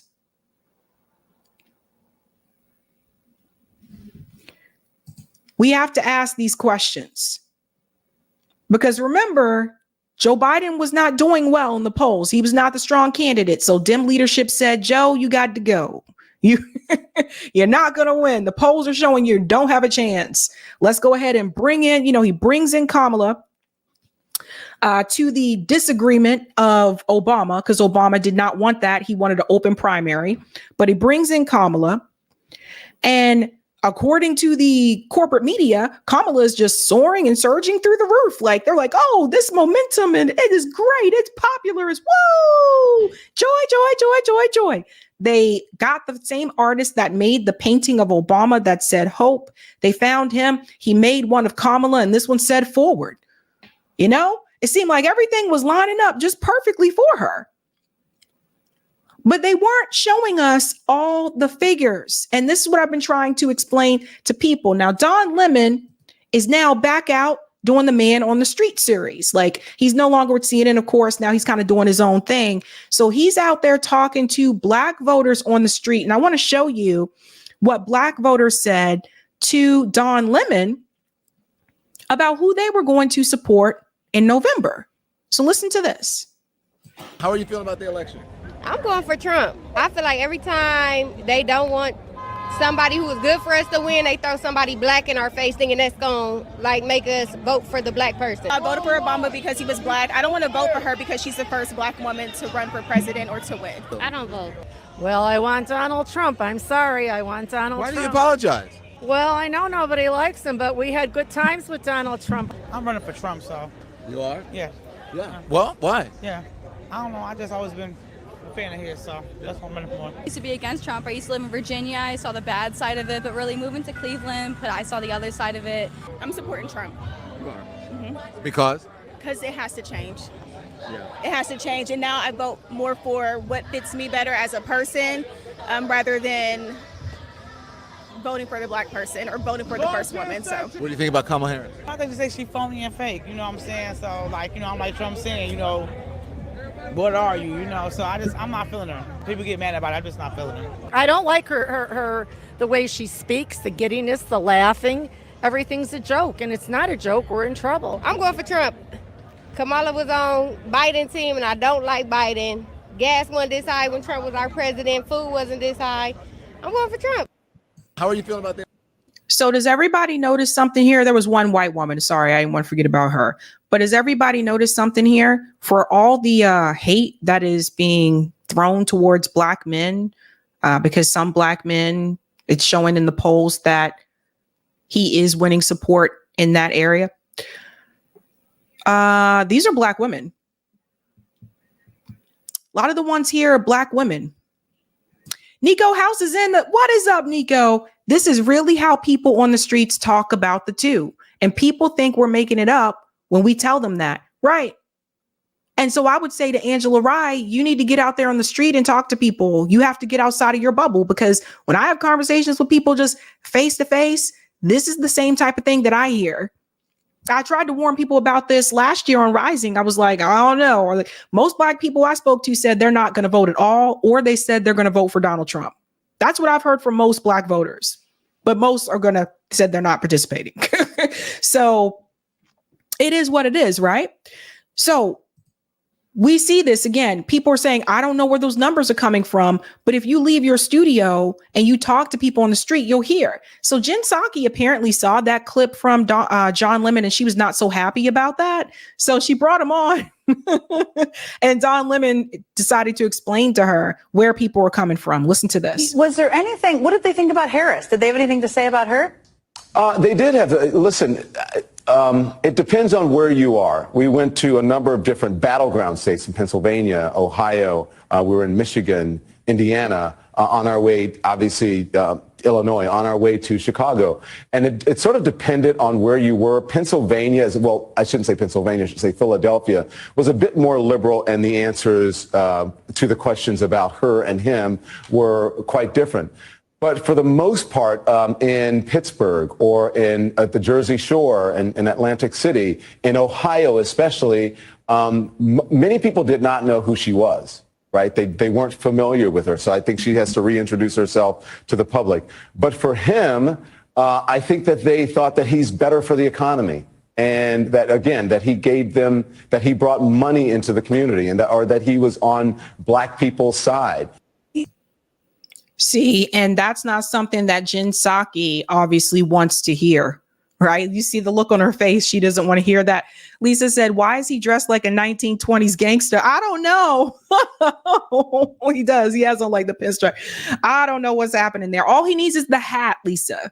All he needs is the hat. But this is the reality, folks. When you talk to people just out on the street, this is what you'll hear. Like, everybody's not going to say, yeah, I'm supporting. A lot of people are not. And most of them, like I said they're not at all. Yeah, Nico said, I've heard the same from most Black voters I know too. They aren't voting, or they're voting to Trump because they remember what their bills looked like 3 years ago. Right. So Kamala, running on joy, I mean, what's the joy? I'm trying to figure out what the joy is supposed to be, because if the joy is just you're not Trump, I don't get it. Now, here's the flip side, because another poll came out, and I want to show you who is now helping Kamala Harris here in the polls. So shout out to the Harris effect, not the Harris effect, excuse me, Tom Bonnier. He calls it the Harris effect. 13 states have updated voter files since July 21st, and we're seeing incredible surges in voter registration relative to the same time period in 2024, driven by women, voters of color, and young voters. So here's what we're seeing, folks. This is the most shocking part here. Black women ages 18 to 29 have an increase of voter registration of 175.8% since Kamala Harris was announced. So it's mainly a lot of the surges that you're seeing with voter registration here, it's from women. So you have Hispanic women, Black, well, they do it by races, but Hispanic women, then just women, then Black people, then Black women, then Hispanic women, and then Black women. So there is an incredible surge of Black women registering to vote. Now, we would assume that because most Black voters vote for the Democrats, that they would be registering to vote for Kamala Harris. Well, the gentleman who showed that poll there, he actually appeared on Joy Reid's show. I want you to hear a little bit of the breakdown that he gave about that. As polling expert Tom Bonnier pointed out over the weekend, the explosion of voter registrations by women is clearly being driven by legitimate fears of how much more miserable and exhausting and deadly a second time Trump ruled America could get, particularly as compared to the prospect of an America fueled by freedom and joy. What is you the joy? tweeted about and prompted us to call you. When you tweet, we call you. And about this explosion of women registering to vote and the resulting gender gap. Can you please explain? I'd be happy to. This really caught me by surprise because we're always looking at the registration trends. I know we're all obsessed with polling. I am too. But we know that polling doesn't tell the whole story. The more important data is that individual level data that's showing us the actions people are taking. So the question that we asked of the data was, could we see something that happened after July 21st with the candidate change? And what I saw was honestly shocking. We saw gender gaps in new registration data across the country in every state that we've looked at that has updated their file already, which is many, that were exceeding the post-Dobbs gender gaps that we saw. And we know those were bigger than any that had been seen before. And so we're talking about battleground states like Michigan and North Carolina, where it's not just little differences. It's women registering at a significantly higher rate than they were prior to that, or that they were 4 years ago at the same period of time, especially younger women and women of color. So what that means is that obviously Kamala Harris is winning a lot of support from women, which we figured, right? We figured that would happen. Especially, I think some women are registering to vote just because of the overturn of Roe v. Wade. So that is pushing some women to come out like, you know what, maybe they didn't vote in 2016, or maybe they did, but they didn't vote for Hillary or whatever. And they feel like, you know what, this time I am going to show up and vote for the female candidate. So we cannot ignore that surge there again of female voters coming out to register to vote, female women registering to vote ages 18 to 29. And the largest groups here are Hispanic women and Black women, 175.8% for Black women, 149.7% for Hispanic women. So Kamala Harris is getting a lot of support from women, and you cannot discount that. That being said, regardless, when it comes to the voters and it comes to the swing states, at the end of the day, who does it really come down to? And this is something Child of God mentioned earlier, which I was going to mention at the end of the segment, which is that it kind of comes down to the Black vote. Because in Michigan, if Black voters heavily come out for Kamala Harris, she's going to win. Remember, the Democratic Party, they can't win without the Black vote. So always remember that. Joe Biden was able to win Michigan because Black voters showed up to support him. That's how he won it. This is going to be similar in states like Georgia. It's going to be similar in states like Pennsylvania. I don't know if she will win. I think Pennsylvania will probably go to Donald Trump based on other polling that I'm seeing. But the reality is, if that's what it comes down to, then both candidates should be doing everything that they could to appease or try to win over Black voters. And you don't do that by bringing Meg the Stallion. You don't do that by bringing another rapper to dance in someone's face, because you don't do that to other groups when you go talk to them, right? So when you go talk to Asian Americans, you don't bring a K-pop group. So let's keep it real here.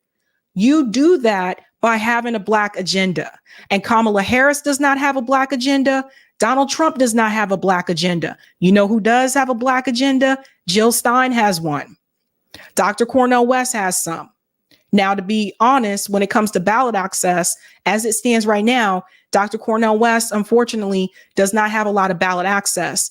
Jill Stein has most of the ballot access at this point in time. And she has a Black agenda. And she has cash reparations on her platform. So if you were a candidate and you knew this, it would almost be silly not to have that. Now, some people say, well, Biden ran on the soul of the nation and he didn't really have a Black agenda. That was also during the pandemic and the economy. People were losing their jobs. Businesses were closing. You have to keep these things in mind of what was going on at that point in time. You also had to remember we had mail-in voters during that time too, had the mail-in ballots and everything. Very different time. And that was right after, Trump's first term, and people were like, oh my God, we don't want this guy again. Let's get him out of there. Right.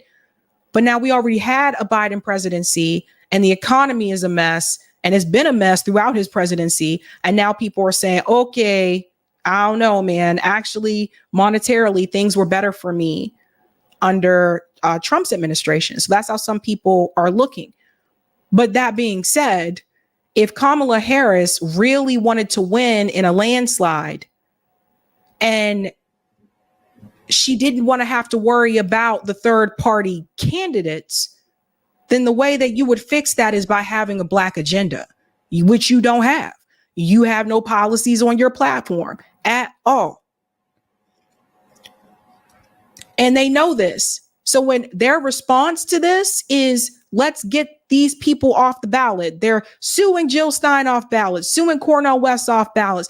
They did this to RFK too, other than just presenting a Black agenda to encourage Black people, especially those that are not registered to vote, to come out and support you. But they don't want to do that because they really don't want to do anything for us. Think about that. Let's go to part 2, Eric, when you're ready.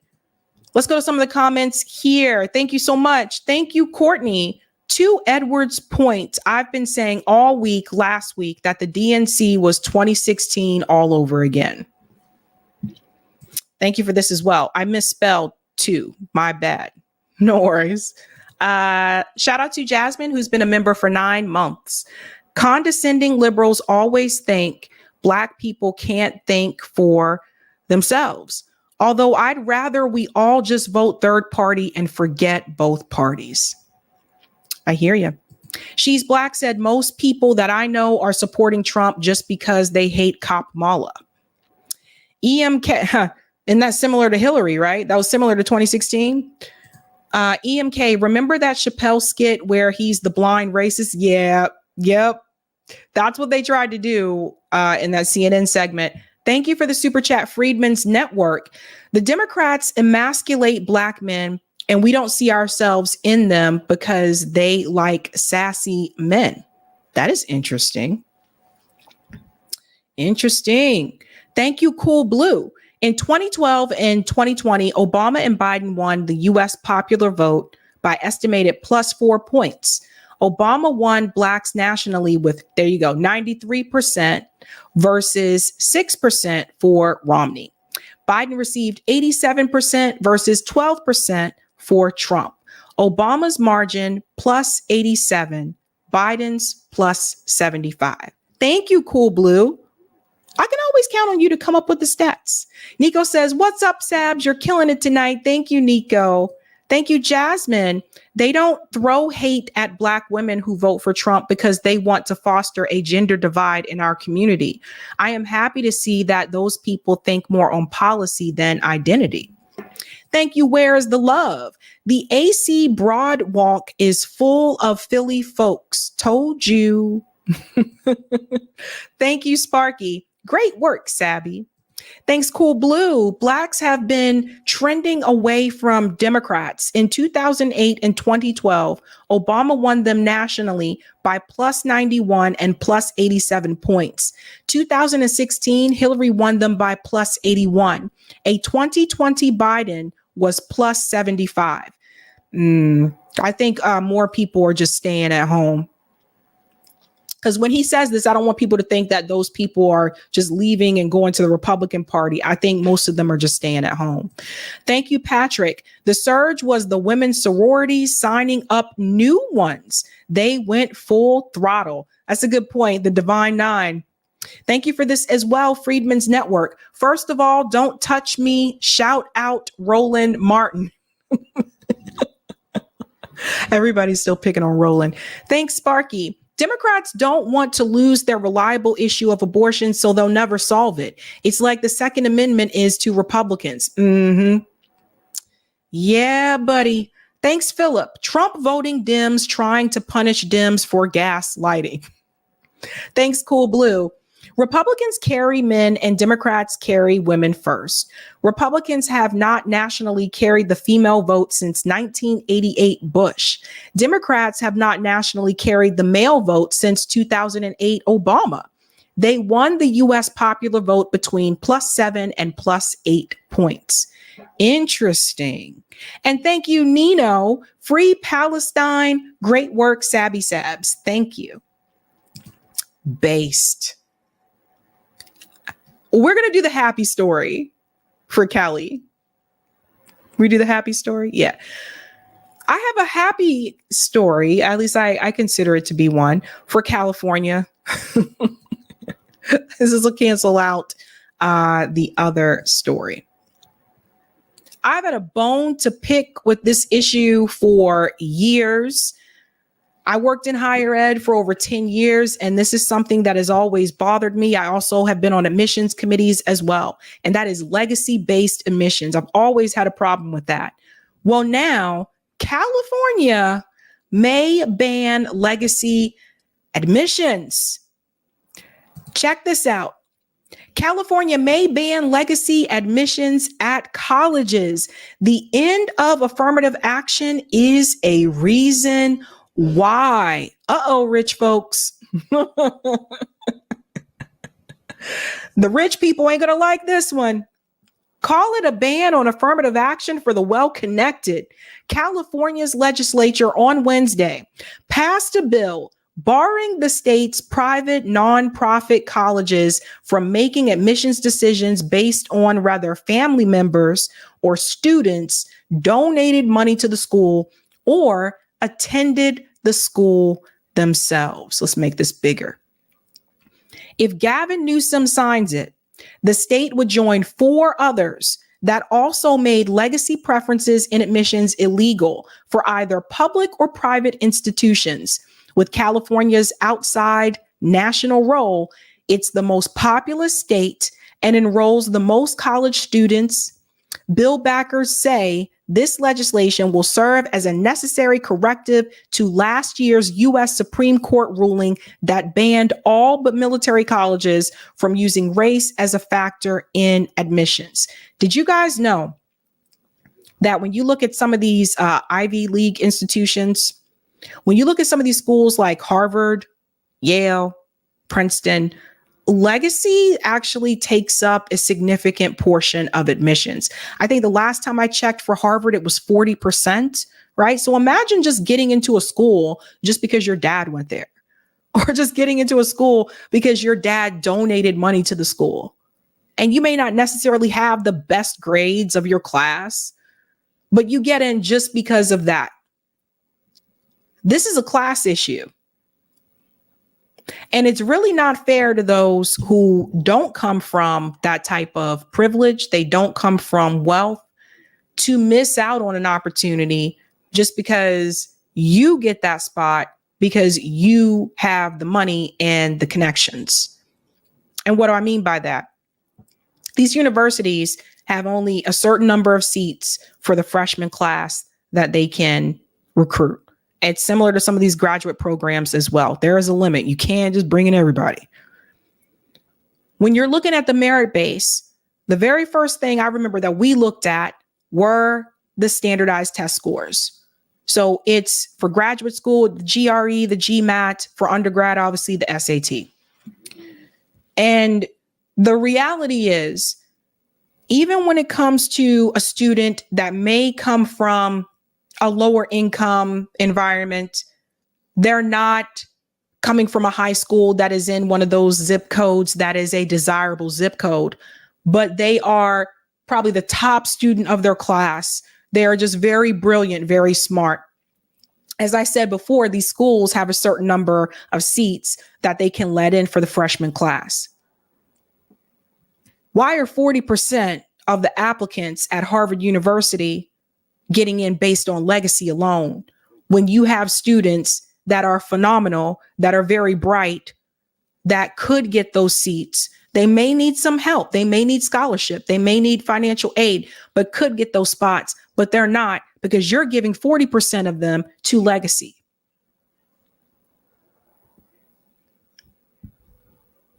It's not fair. It's really messed up when you think about it. Damon calls it pay to play.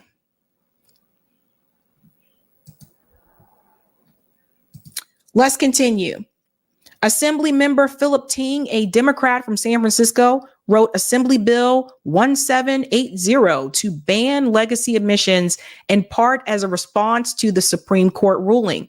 We want to make sure that everyone's getting in because of their own merit, because of their grades, because of their test scores, what they provide to that institution, not because of their pocketbooks, of their parents, or their family members.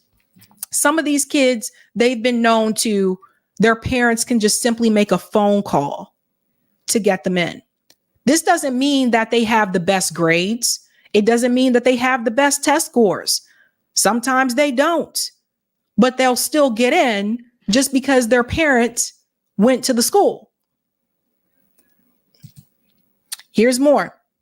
The court undid nearly 50 years of precedent that permitted college admissions offices to consider a student's racial or ethnic background in their effort to promote campus diversity. In California, the ruling affected just a handful of private colleges that used affirmative action.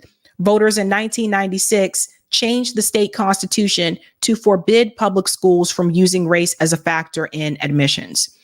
And like that court decision, Ting's bill would affect few colleges. About a half dozen private institutions consider legacy admissions. None of California's public universities do. So like I said, guys, it's usually the elite schools, right? So Stanford. However, like the Supreme Court case, bill backers say the legislation could be a powerful force in influencing the decision of high school students who are low income and students of color to apply for college, especially highly selective schools that are springboards for corporate and political influence. If the Supreme Court case created doubt for students that they're welcomed, This bill combats that in California and nationally. Supporters say, especially as more high school graduates avoid enrolling in college altogether, particularly men. So do you guys know, have you guys ever seen the movie Legally Blonde? So there's the movie Legally Blonde, and Reese Witherspoon's character, Elle, so like she had this boyfriend and everything, right? In undergrad. And the boyfriend dumps her and he says he's going to Harvard Law School. And apparently he already had another girlfriend at Harvard. So he was getting around. Anywho, his girlfriend at Harvard, Reese Witherspoon's character follows him to Harvard. I feel like I can tell this as a spoiler because I feel like most people know about this movie by now. So Reese Witherspoon's character, Elle, decides to apply to get into law school at Harvard, and she gets in. She goes to Harvard, and that's when she runs into, what's his name? William, whatever. Runs into the ex-boyfriend and realizes, oh, he has a girlfriend. Not only does he have a girlfriend, but he's engaged. Now, this girlfriend or the fiance, they decide to become friends at some point. She goes on to tell Elle, did you know that William didn't get into Harvard when he applied? When he got into Harvard Law, he didn't get in when he first applied. And she was like, what? And the fiance goes on to say, that's right. His daddy had to make a call. Now, I know that's a movie, but that actually happens in real life. So here's why I think I want it to pass, but I think it may not pass because I'm thinking about all the senators. I'm thinking about all the congressmen. I'm thinking about all the politicians whose kids get into these schools because their parents are legacy. I'm thinking about all the politicians that are Harvard alum. I'm thinking about all the politicians that went to Yale, that went to Princeton, that went to Stanford. Could you imagine them being okay with this? Probably not. I'm thinking about the billionaires and the tech bros that went to those schools. Remember how Bill Ackman freaked out because the kids were protesting at Harvard, not only just because he went to Harvard, but because his daughter was also a student at Harvard. He had to pick up the phone and threaten them and basically tell them, you get that president of Harvard University to resign immediately. And since that didn't seem to be happening as fast as he wanted it to, he decided, let's put out this smear piece about her plagiarizing. Now that backfired on him because then it was reported that his wife also plagiarized on her thesis and she worked at MIT. So there was all that too. That being said, I think the politicians, I think the billionaires, I think a lot of these CEOs that went to those schools, I don't think they'll let this pass, but I'll keep an eye on it because if it does, I think this will be good for higher education. Again, I don't think it's fair that you get a pass just because your parents are wealthy and they had those connections. That's just how I see it. It's strictly a class issue. Let's go to some of the comments here.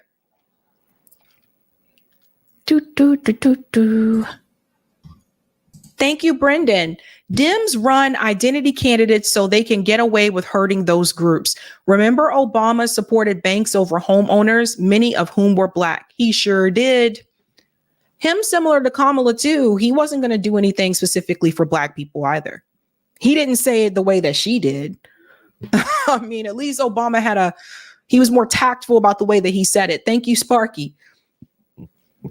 Blacks were almost all Republican because Lincoln was Republican.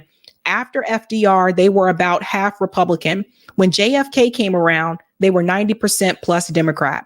Now it's trending the other way. Thank you, Beatrice. Wait, military colleges can still use race? Is that to favor Black people to push them into being soldiers for the U.S. war machine? And there you go. Beatrice is on it. There you go. And thank you, Philip. How many Nepo farms hire tutors to train their kids how to test well on SATs as a way to misrepresent their supposed aptitudes to admission boards? Do you guys remember the, what was it? The Varsity Blues? You guys remember the Varsity Blues case? Remember, it was revealed that all these different actors in Hollywood, that they cheated to get their kids into these colleges. I remember the actress that plays Aunt Becky on Full House. She was one of the ones. I can't remember the guy that's married to William H. Macy, his wife. Oh, Felicity Huffman. She was another one. You guys remember that? Mm-hmm. Yeah. It is something else. All right. Thank you. All right, guys, go ahead and smash that like button. And thank you for hitting that like button. Let's do the damn thing. Yeah. Let's see. Let's go here. Okay, yeah, we're going to get to this story. Let's talk to Trey. Trey talks politics. Sabby is part of an op to suppress black votes so Trump wins. No. This show started when there was no presidential election. This show started in 2021. This show didn't even exist. Didn't even exist before then. No, I'm just not in your cults. I'm not in the Democratic Party. I'm not in the Republican Party. It's unfortunate, Trey, that you can only see, inside of the box and you can't see outside of the box. Maybe you should step outside the box, Trey. Moving on, let's get to the story here about the backlash that is coming. So there are a number of people that are speaking out right now. I know we have TYT Meltdown. That's a big deal too as well. That's a part of this story. But a lot of people are speaking out after they saw the interview with Kamala Harris. And we're going to start with Chris Smalls. So everybody remembers Chris Smalls. He organized the union at Amazon warehouse in New York. Chris Smalls has been very vocal about this. And this is what he said after the interview last night. Kamala telling y'all last night that she would consider having a Republican in her cabinet basically states she wants part of that Project 2025. Pay attention. Listen to this. This is interesting. Kamala telling y'all last night that she would consider having a Republican in her cabinet basically states she wants parts of that 2025, that Project 2025. Pay attention. And her answers were weak as fuck. We deserve better. That's Christian Smalls, who has come out and has support Democrat politicians numerous times. Christian Smalls has been very vocal about, calling out the genocide in Gaza and not just settling for whatever. So he's been very vocal about this. He's one of them. And then we're going to get into TYT because they had some things to say. Cenk, Uyghur, and Anna had some things to say about Kamala's interview. And let's just get into it. Here's part of the meltdown, because again, Kamala is not doing what they wanted her to do. And she's definitely not being as progressive as they wanted her to be as well. She's moving to the right. Listen to this. So she, starts off answering that question by focusing on climate policy, and she says that her values have not changed. What did you make of that answer, Cenk? Yeah, it's a good, savvy answer that's not really true. So look, guys, politicians change their policies based on the times. So is Kamala Harris a very standard politician? Yes. Did she say that she was for Medicare for all, whether she believed it or not, when she thought it was popular in 2020? Yes. Is she now against it because it's no longer popular, in her mind at least? The polling shows it's still popular, but these knuckleheads in Washington think, oh no, everybody in Washington doesn't like it. So has she changed it because of that? Yes, definitely. So what's your value? Is it universal healthcare or not universal healthcare? Which one is it? So the reality is, if you're gonna go with that line of talking points, then you've got to come back and say why your value is the same about universal health care and then when and how you're going to get it. Not, I'm not in favor of it anymore. So I don't really believe her. By the way, Anna, I think the optics of the double interview with her and Tim Walz is terrible. Yeah, and people are getting on our case for, in my opinion, just stating the obvious. People will argue, well, no, it's commonplace for every presidential ticket to have a sit-down interview with both individuals involved. That is true. That is a tradition. In a situation in which the front runner, right, the top of the ticket, in this case it would be Kamala Harris, actually gave other sit-down interviews on her own, by herself. Yeah, look, guys.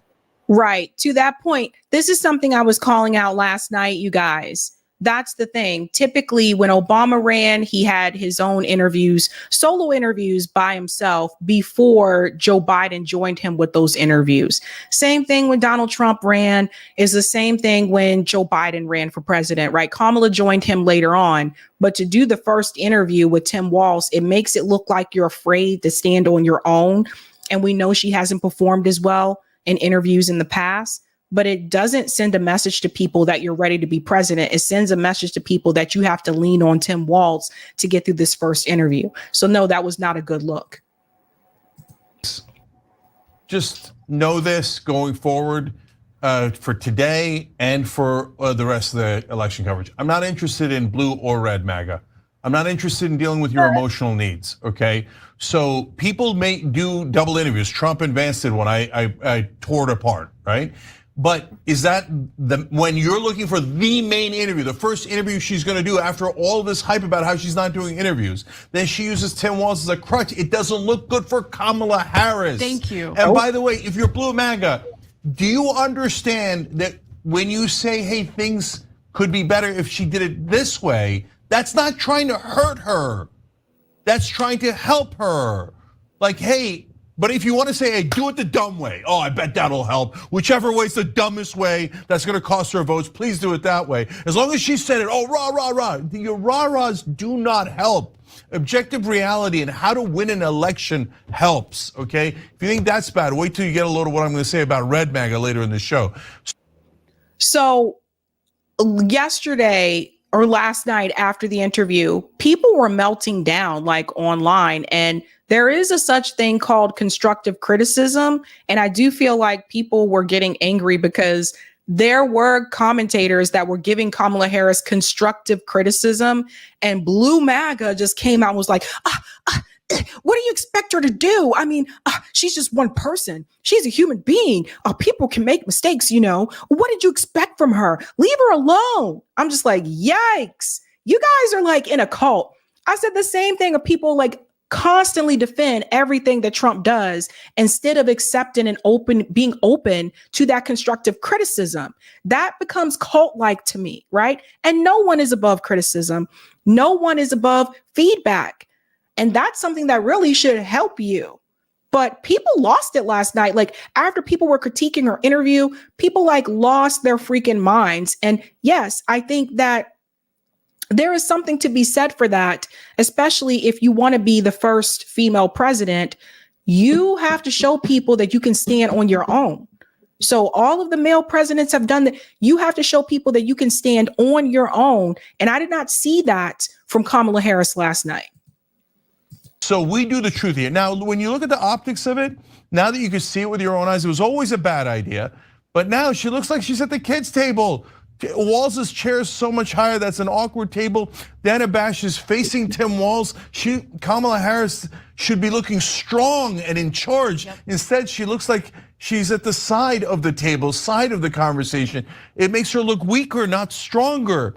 Please just stop cheerleading for whoever's in charge because you think that helps. It doesn't. Use independent judgment. Speaking of independent, this election, if you are a hardcore partisan, is not about you. I know that's a hard pill to swallow, but you're not the important one in this election. Electorally speaking, you're actually pretty irrelevant.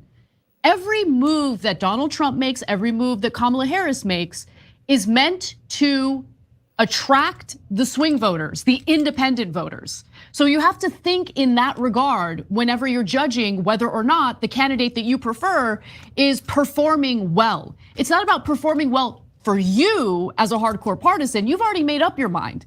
The election comes down to a tiny sliver of independent voters who have not made up their minds yet.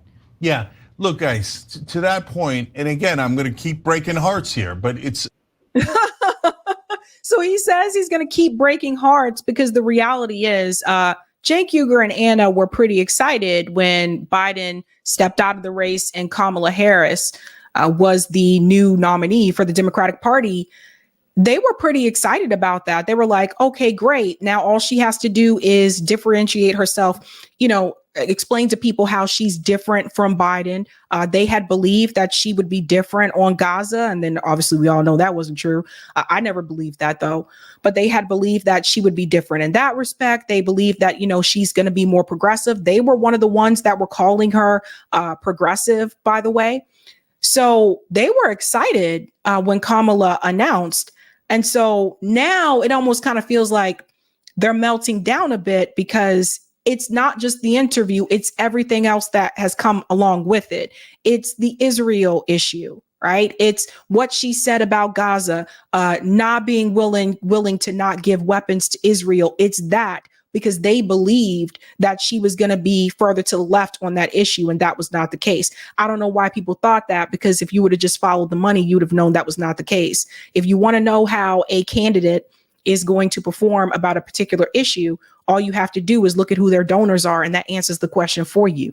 So if you know if she's getting money from the Israeli lobby, you already know where she's going to be on that issue, right? So now they're melting down because they kind of pumped up their audience to believe that, like, hey, we kind of got something here. Like, we have joy and momentum again, and we think we can get this done with Kamala Harris, and she's going to be so much better than Joe Biden. And that interview happened, and things just came crashing down. So I'll start with Red MAGA in this case. They think like, we insult her and her sex habits and call her a slut. Yeah, all my friends love it. Yeah, good luck with that strategy. Exactly. Right? But Terrible that's not going to get you any independent voters, you knuckleheads. Exactly. Okay, so now on Blue MAGA, it doesn't matter what Kamala Harris does. This was even more true of Joe Biden, right? Oh, yes, queen. Oh, she's so great. Oh, everything she does is great. Okay, yeah, if you're a Democratic voter who's like, thought Biden was amazing, you'll believe anything. But the election isn't, to Anna's point, going to be decided by you. We already know how you're going to vote. And independents don't think she's the ass queen, right? That's why right now she's losing. It's by a tiny amount, but she is losing in the swing states. So you're not helping with all the Yaz Queen nonsense.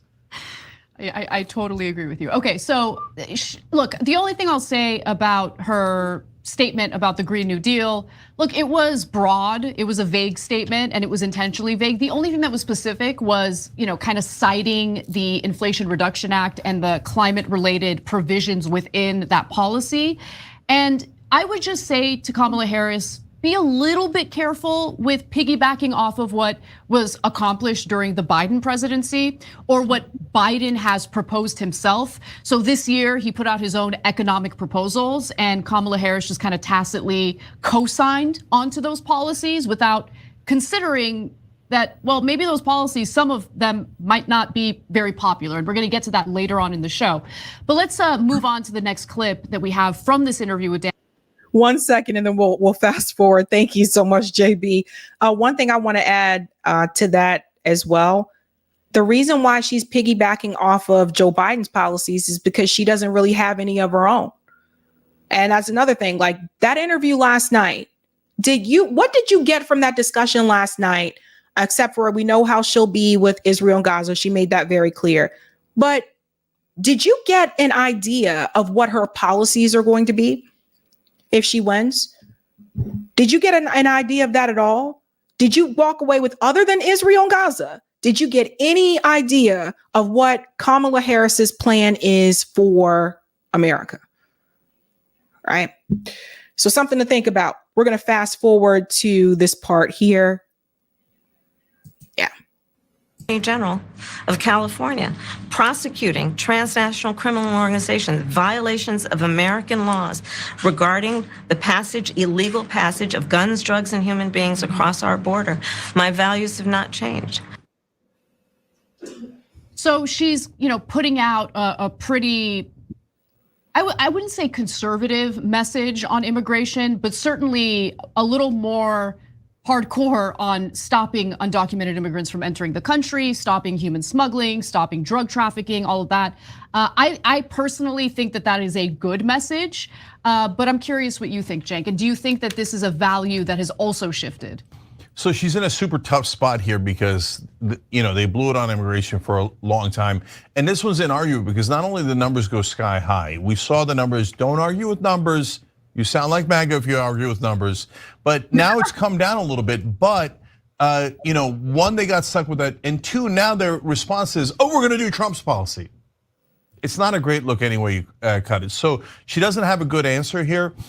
So in that context, the answer she gave is fine. Mm-hmm. She's pointing out her previous good work on the border as a prosecutor, et cetera. And she went after some of the worst people who crossed the border.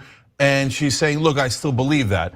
A lot of people won't be satisfied with that answer because of what we saw in the last 4 years and et cetera. But it's as good an answer as she can give, so I don't mind it.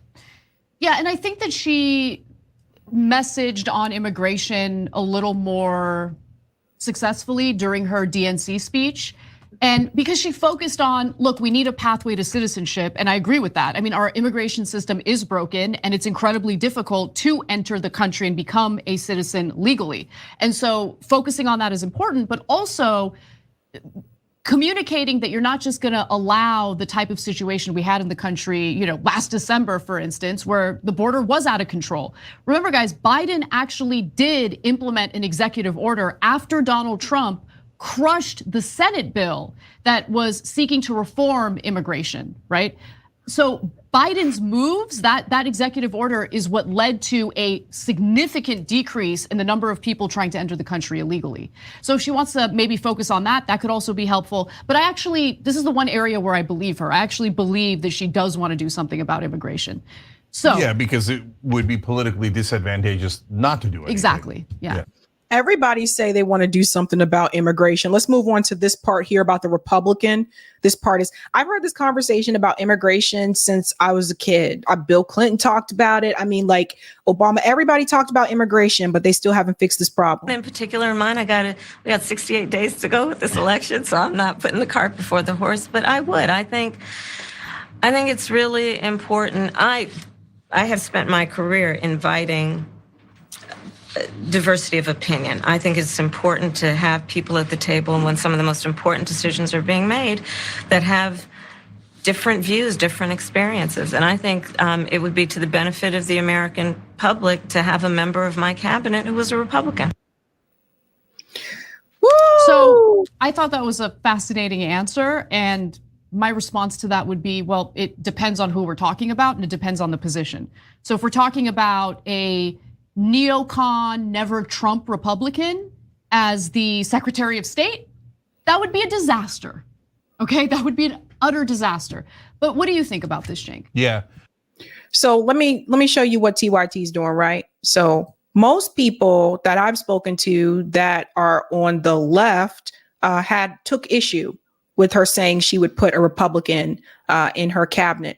And one of the reasons is this: why is it when a Democrat is running for president, they are asked, would you consider putting a Republican in your cabinet? Would you be willing to work with the Republican Party to get things done, right?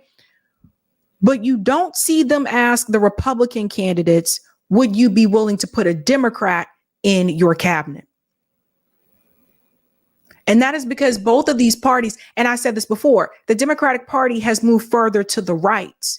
Even when Barack Obama ran, he ran on some of the things he ran on were kind of populist at that time. But once Obama got into office, even he referred to himself as, oh, we'll show you. We'll show you. Let me show you what Cenk says first. So it definitely depends. But overall, I hate the framing. And so I actually want to go to a couple of members here who made good points, and then I'll explain what I mean. Rainbow Bright said, every time there's a Democrat running for any office, CNN constantly asks about working with the Republicans or putting Republicans in their administration. That's exactly right, right? I love how smart and educated our audience is. So you don't get it the other way around. Like, you don't get the Republicans being browbeat about, are you going to put a Democrat in your administration? Are you going to put one in your cabinet? Nope. Or imagine the Democrats, the Republicans actually putting a strong Democrat or progressive in their cabinet, let's say a Secretary of Labor to, not to put down labor, but to actually uplift labor. I can't imagine. I literally can't imagine it, right? So, but the Democrats, they get closer and closer to the Republicans all the time. So I hate the framing. Yep. I don't want to talk about Republicans, and I would talk about, name one, give me a good one. I haven't seen any, right? And I'm running against the Republican Party for a good reason, because the Republican Party is against reproductive rights, against all these things that we care about. So I'm not going to when the Democrats win the election, I don't have to appease Republicans. Now look, you're a president for everyone. That's a different thing. That's about the voters and not these politicians. 10-714.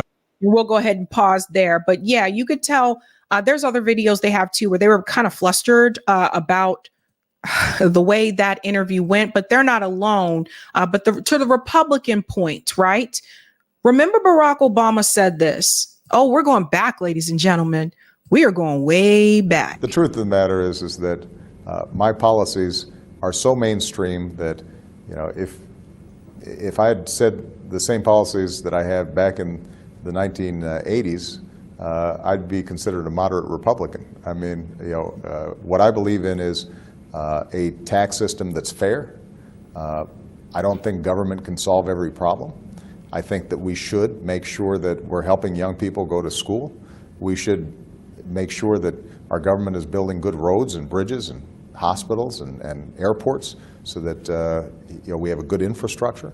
I do believe that it makes sense that everybody in America, as rich as this country is, shouldn't go bankrupt because they get sick. So the things I believe in are things that I think most of your viewers believe in.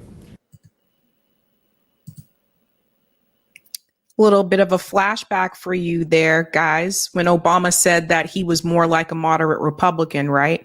But when he was running for office, he was talking about hope and change and yes, we can, but no, he was just, standard. He was standard. He said the things that people needed to hear in order for him to win. Now, sure, Michael, we're going over to CNN, right? CNN. Here's others who took issue. Now, sure, Michael, I believe, is conservative, but we're seeing this across the board. And then we're going to get to what Breaking Point said. People who took issue with some of the things that she said during the interview. Listen to what Sure Michael says here. Sense in parts of America that there's a cultural antagonism against people who live in places where fracking is an issue that matters. So yes, it's about, whether or not, she cares about people like you, but I think this is a proxy for that. I mean, it's thousands of jobs for people who live in Pennsylvania. And when you say that you support the Green New Deal, but you also support fracking, those two ideals are not consistent. The end result of supporting the Green New Deal is to end fossil fuels. You can't say I support this, but also, by the way, you can have your fracking too. And so for people in Pennsylvania, those skeptical folks that are in the middle, that 5% that may determine which way that state goes, they're going to look at that and they're going to say, well, is this political pandering? Is this political expediency? Is the vice president saying whatever she needs to say to potentially win, but she doesn't believe it? And we weren't clear. She did not give a clear or decisive answer in that regard. I don't make sense. So, and this is what I was saying last night. I'm like, well, no, there are some things you can't both sides. And you can't both sides the Green New Deal. You can't say I support the Green New Deal, but at the same time, I would not ban fracking. That goes against what's in the Green New Deal. So they're calling that out there on CNN. And now we get to breaking points. Now, remember that Crystal and Ryan, again, like Cenk and Anna, Jesus Christ. I'm telling you, I got to get out of Boston. I got to get out of here, man. I don't know what's going on. Like, I'm starting to lose certain consonants. Anyway, like Cenk and Anna, Crystal and Ryan, they too were a little bit more excited when it was Kamala that was announced as the Democrat nominee instead of Joe Biden. And they believe that she would be better on some of these issues. So I want you to hear what they had to say. What made you change that position at the time? Well, let's be clear. My values have not changed. I believe it is very important that we take seriously what we must do to guard against what is a clear crisis in terms of the climate. And to do that, we can do what we have accomplished thus far. The Inflation Reduction Act, what we have done to invest, by my calculation, over probably $1 trillion over the next 10 years, investing in a clean energy economy. What we've already done, creating over 300,000 new clean energy jobs. That tells me, from my experience as vice president, we can do it without banning fracking. In fact, Dana, I cast the tie-breaking vote that actually increased leases for fracking as vice president. So I'm very clear about where I stand. And was there some policy or scientific data that you saw that you said, oh, okay, I get it now? What I have seen is that we can grow and we can increase a thriving clean energy economy without banning fracking. Okay. So there you go. That's part one. There's 3 parts here that we want to get through. But what do you make of that fracking exchange, Ryan? It's pretty slippery. It's pretty slippery. It's just tough because the honest answer is I was pandering to the Sunrise Movement and the youth vote, trying to win the Democratic nomination for president in a period where the left was ascendant. Right. There it is, right there. Did everybody hear that? That's the real answer, because she was pandering to the left that was part of the Sunrise Movement. That's the truth. That's the real answer. But obviously she's not going to say that. I failed at that. And now I'm doing a different political thing. Right.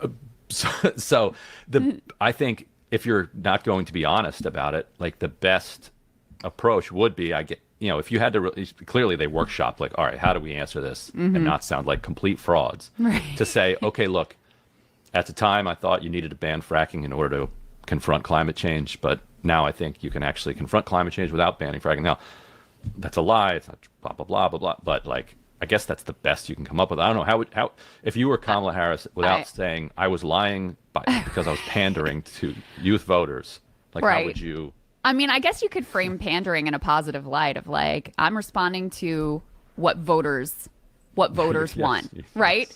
And at the time, voters were saying, we want you to ban fracking. Sorry, the dog is in here now. She's moving everything. So you could frame pandering as like being responsive to the will of voters. But no, I think that saying my values are the same, but new information, I realize that we can now do this without banning fracking, I think probably is the best that you can do. And I mean, which would be a lie, which would ultimately be a lie.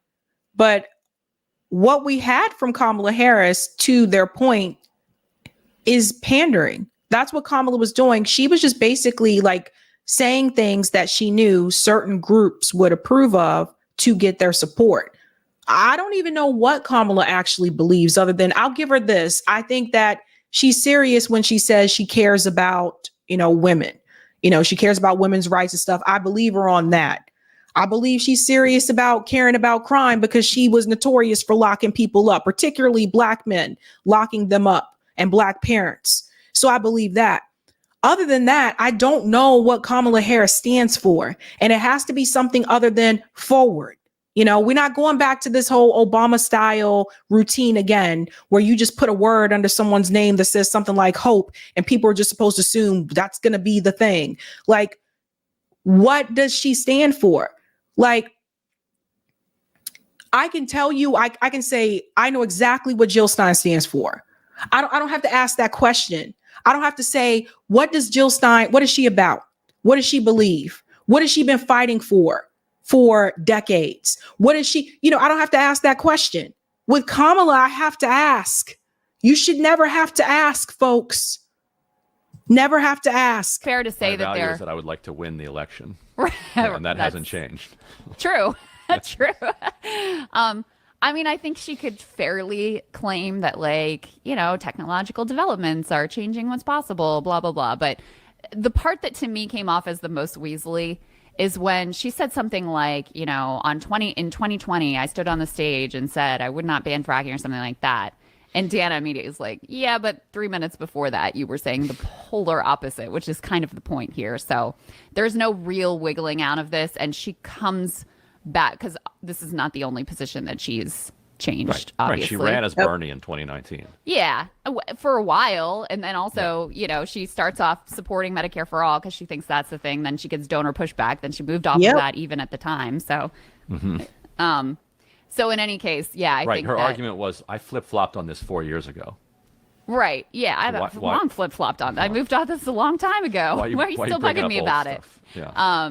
Now, I think one other thing that I'll say is there is a lot of justified criticism of Kamala Harris, just very clearly shifting her positions depending on what she thinks is advantageous. We were talking about Trump earlier on abortion. Like, he does the same thing, even perhaps even more shamelessly.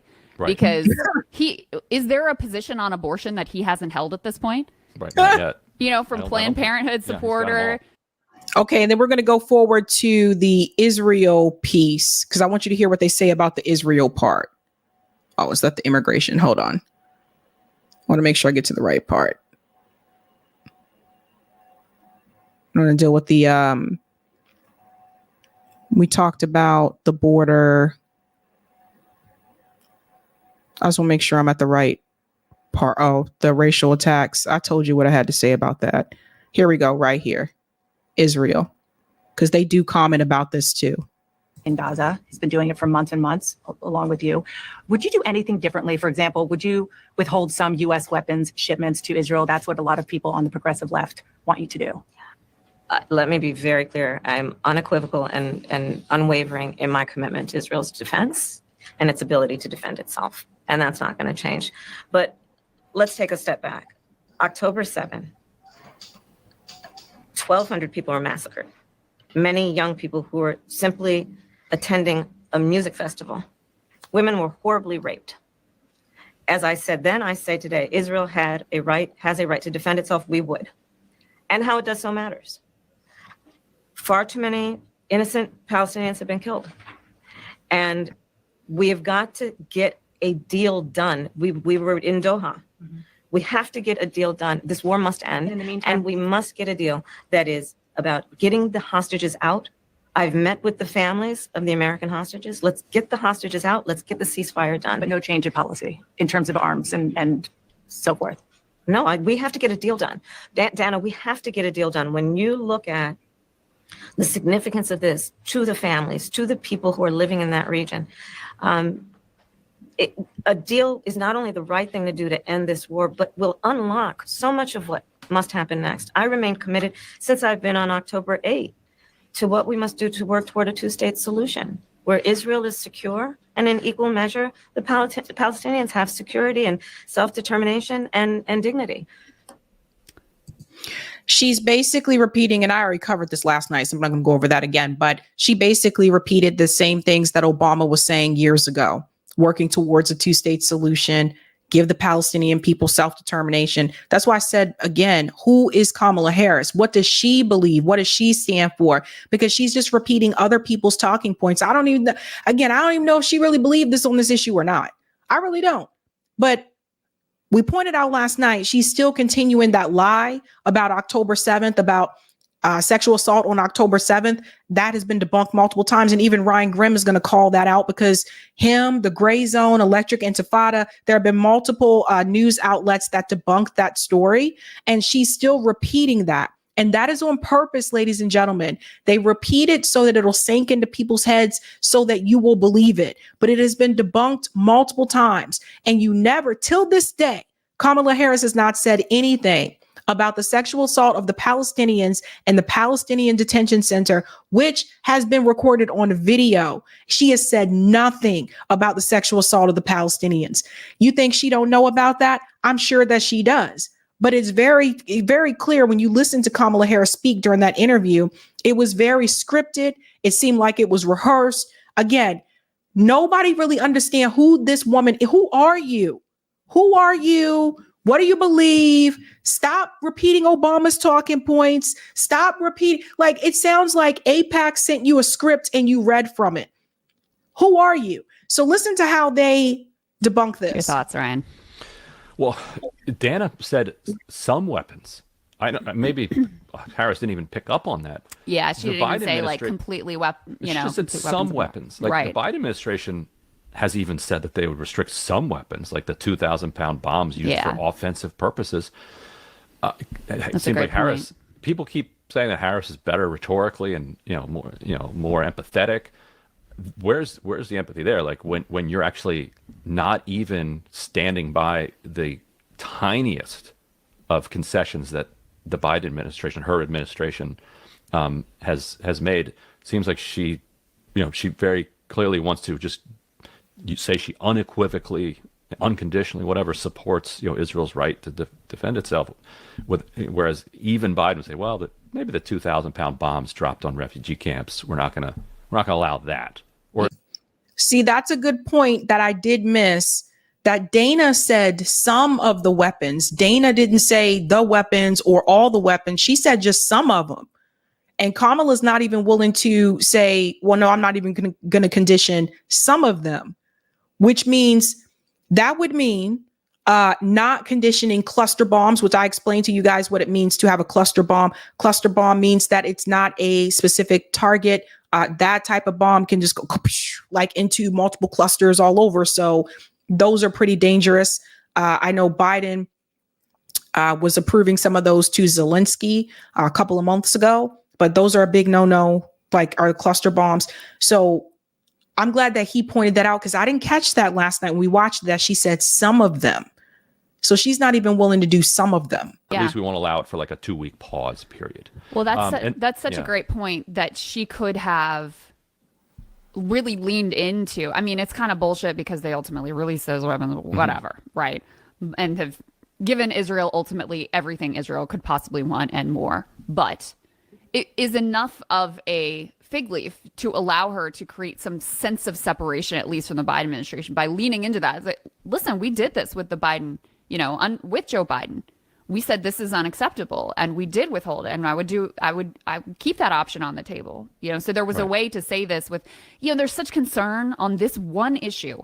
There's such concern about a clear break with the Biden policy. There's no concern on that on literally any other issue, but she clearly feels like, or, also maybe just ideologically believes or feels that that's less likely because I don't think she has ideological beliefs, but she feels this is where the pressure is, as she needs to prove how committed to Israel she is. And she doesn't feel as much pressure from the left for whatever reason, whatever political calculus she's doing, which, by the way, I think is foolish when you look at the polls. Right.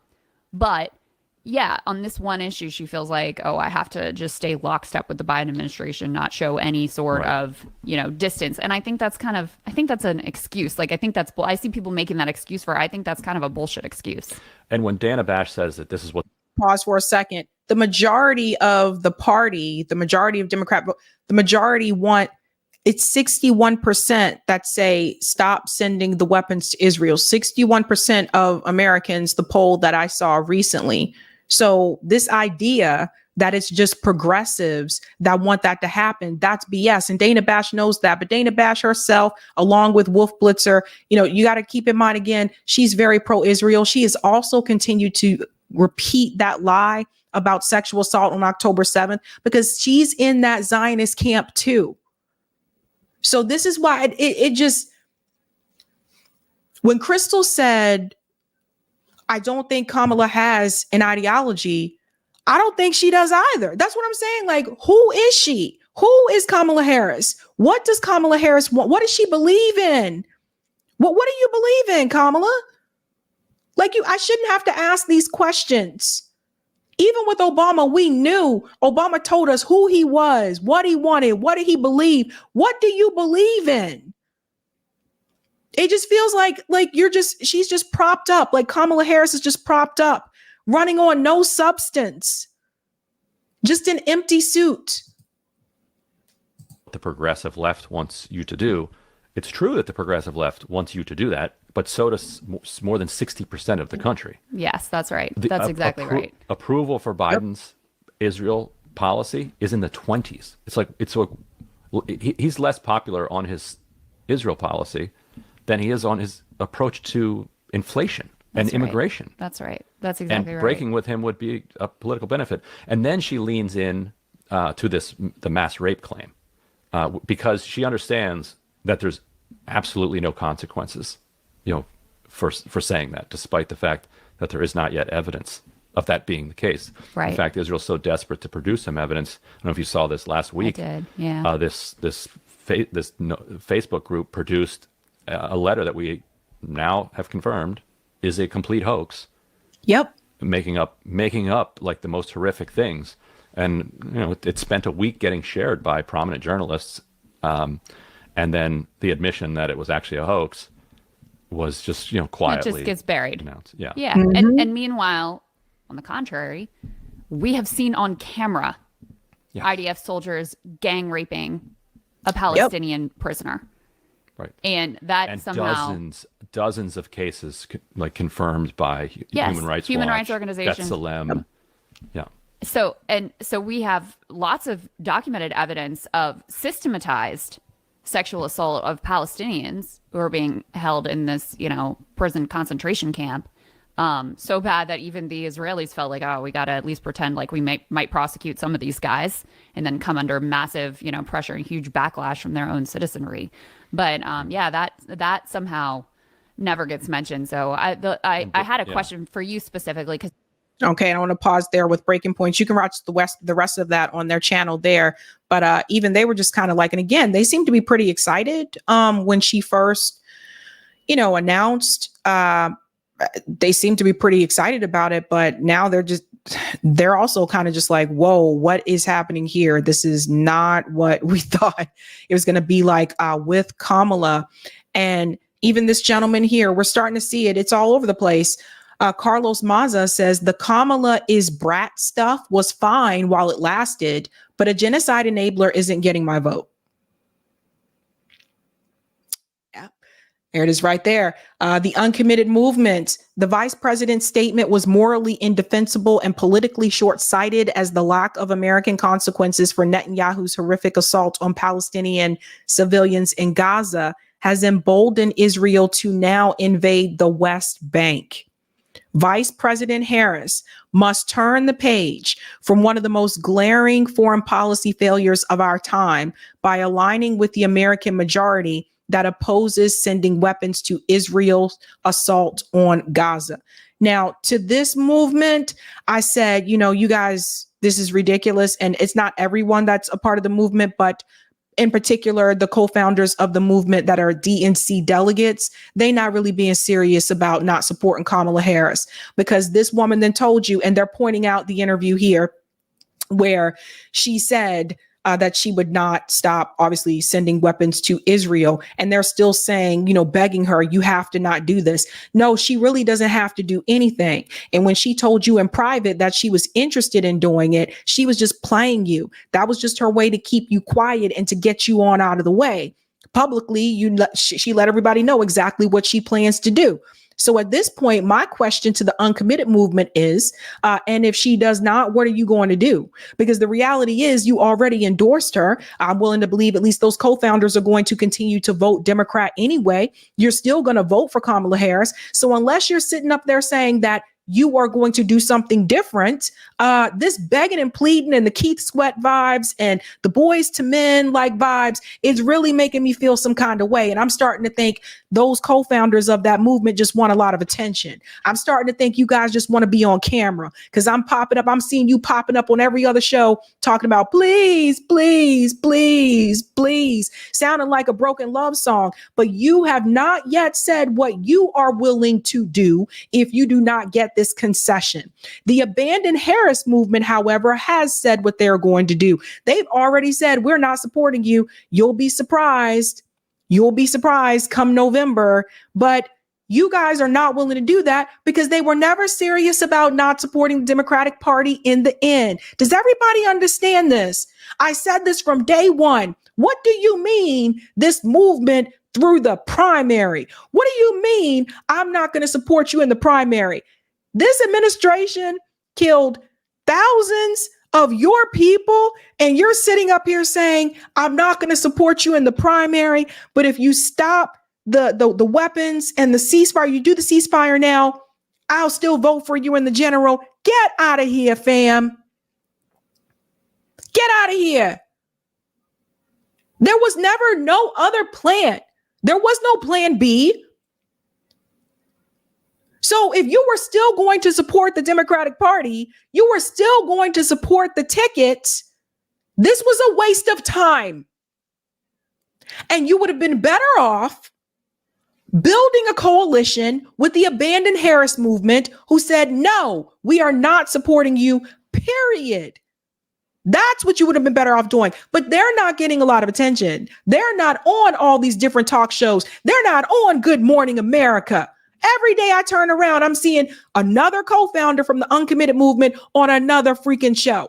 Abandon Harris isn't getting that attention because they did not endorse Kamala Harris. You guys endorsed her and you didn't even get anything.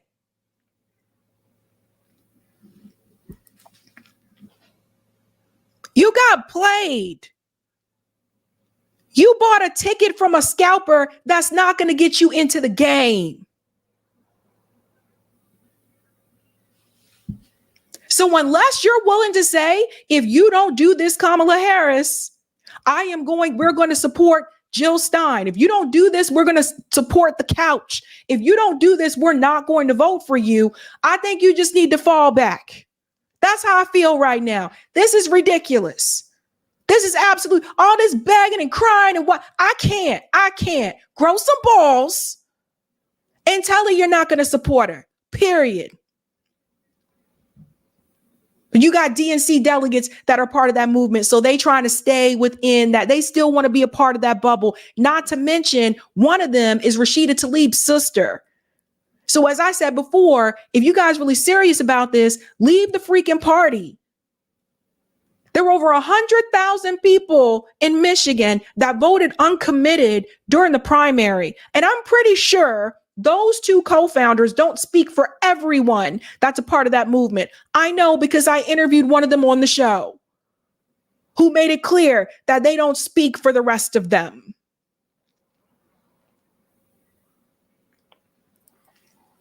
The backlash that Kamala has received from that interview, coming from people that were excited when she was announced as the nominee, you would think that would wake Kamala Harris's campaign up, but no.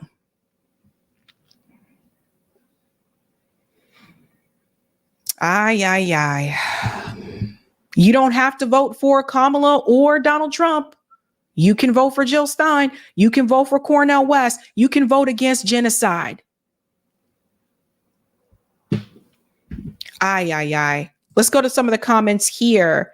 Child of God says the left could fund Christian Smalls to primary AOC, take her seat, then dump the Democratic Party altogether. Interesting. I'm not sure. Is he in her district? I'm not sure if he's in her district. I forget what district he's in. Thank you, Frank Johnson. I'm just tired of hearing Cenk breathe. Itole, if Black people withheld their vote, they could force the parties to meet their demand. Thank you. Thank you. Thank you, Sparky. Also, Kamala married her AIPAC handler. You got that from Nick Sparky. Eric says that's because it's the billionaires who are really in charge. That's right. Paul said, I unsubscribed from TYT because I couldn't stand how they defend the thing she has, I think you meant said since the DNC, that she would even consider having a Republican in her cabinet is just wrong. Interesting. Eric says Anar is wicked lame. Thank you for the super sticker, Juanita. Saul, Sunrise is a money laundering operation. Most of the left 501c are. Interesting. Jeremy, Kamala stands for corruption. Oh, that could be it, Jeremy. Janice, on Breaking Points, they see through the uniparty duopoly, but they still tell you to vote for them in the end. Yeah, that's true. I don't. I don't tell you to vote for them in the end. Thank you, Jonathan. Sabby, you should read Caleb Maupin's book, Kamala Harris and the Future of America. Yes, Caleb came onto the show to talk about that. Thank you, Juanita. Kamala's talking out both sides of her mouth. Thank you, Cool Blue. Democratic Party has no shortage of con artists. You are correct. Okay, so we are on our second state here for the 2024 ballot measures. So if you're in a BI state, I just want to let you know there are things coming up on the ballot in November. So if you don't want to vote for the presidential race, still show up to vote for the ballot measures, because I mean, it's going to affect you. It's your state. So definitely do that. This is direct democracy, which I love the most. I'm more of a fan of this instead of representative democracy. Direct democracy means you are actually voting for something, a measure or an issue that's already on the ballot that will affect you directly. We already covered Alaska. Now we're moving on to Alabama. Alabama. How does Alabama put measures on the ballot? Alabama is a state that does not allow citizens to have the option to place initiatives on the ballot, be they to pass their own laws or to ratify the Constitution to their own amendments.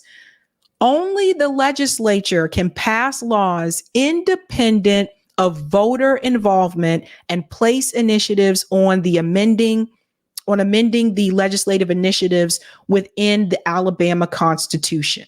So, in order for this to happen, to put a legislatively referred constitutional amendment before the voters, you need 60% vote, and it is required in both the Alabama State Senate and the House of Representatives. They had one that passed in March, and then I'll show you the one for November that's coming up. In March, Alabama had Amendment 1, exempt local bills from budget isolation resolution. This measure failed by 51.31%. A yes vote supported exempting local laws or local constitutional amendments from the budget isolation resolution process. Now, this requires that the legislature must pass education and general fund budgets prior to enacting any other legislation, unless the legislation receives 60% majority vote from the legislature. State Senator Clyde Chambliss Jr. supported this measure. And one of the arguments in support of it, he said it definitely is what we call inside baseball, and most folks won't necessarily understand that. It just removes one of those, in my opinion, unnecessary hurdles that has really had no effect on legislation. No one opposed it, and there was no money spent to support or oppose it, no campaign finance money. Now, what is going to be on the ballot November? Alabama allow Franklin County Board of Education to manage, sell, or lease land in Franklin County school system. Okay. This is on the ballot November 5th, 2024. A yes vote supports allowing Franklin County Board of Education to manage, sell, or lease lands or natural resources from the land within the Franklin County school system that's located in Walker and Fayette County. So, what would this amendment do? It goes on to say, any proceeds generated by the sale or lease of the land or its resources will be deposited in the Franklin County Board of Education General Fund. What are the different type of school lands? You can do a little bit here. I want to highlight if I can. There we go. 16th section lands are school lands donated to the state by the U.S. government. 16th section lands can be sold or exchanged by the Commissioner of the State Department of Conservation and Natural Resources with the approval of the Governor and the State Superintendent of Education. Other types of school property include local Board of Education property, which is owned by the local county or city Board of Education. The sale of these lands does not involve the state.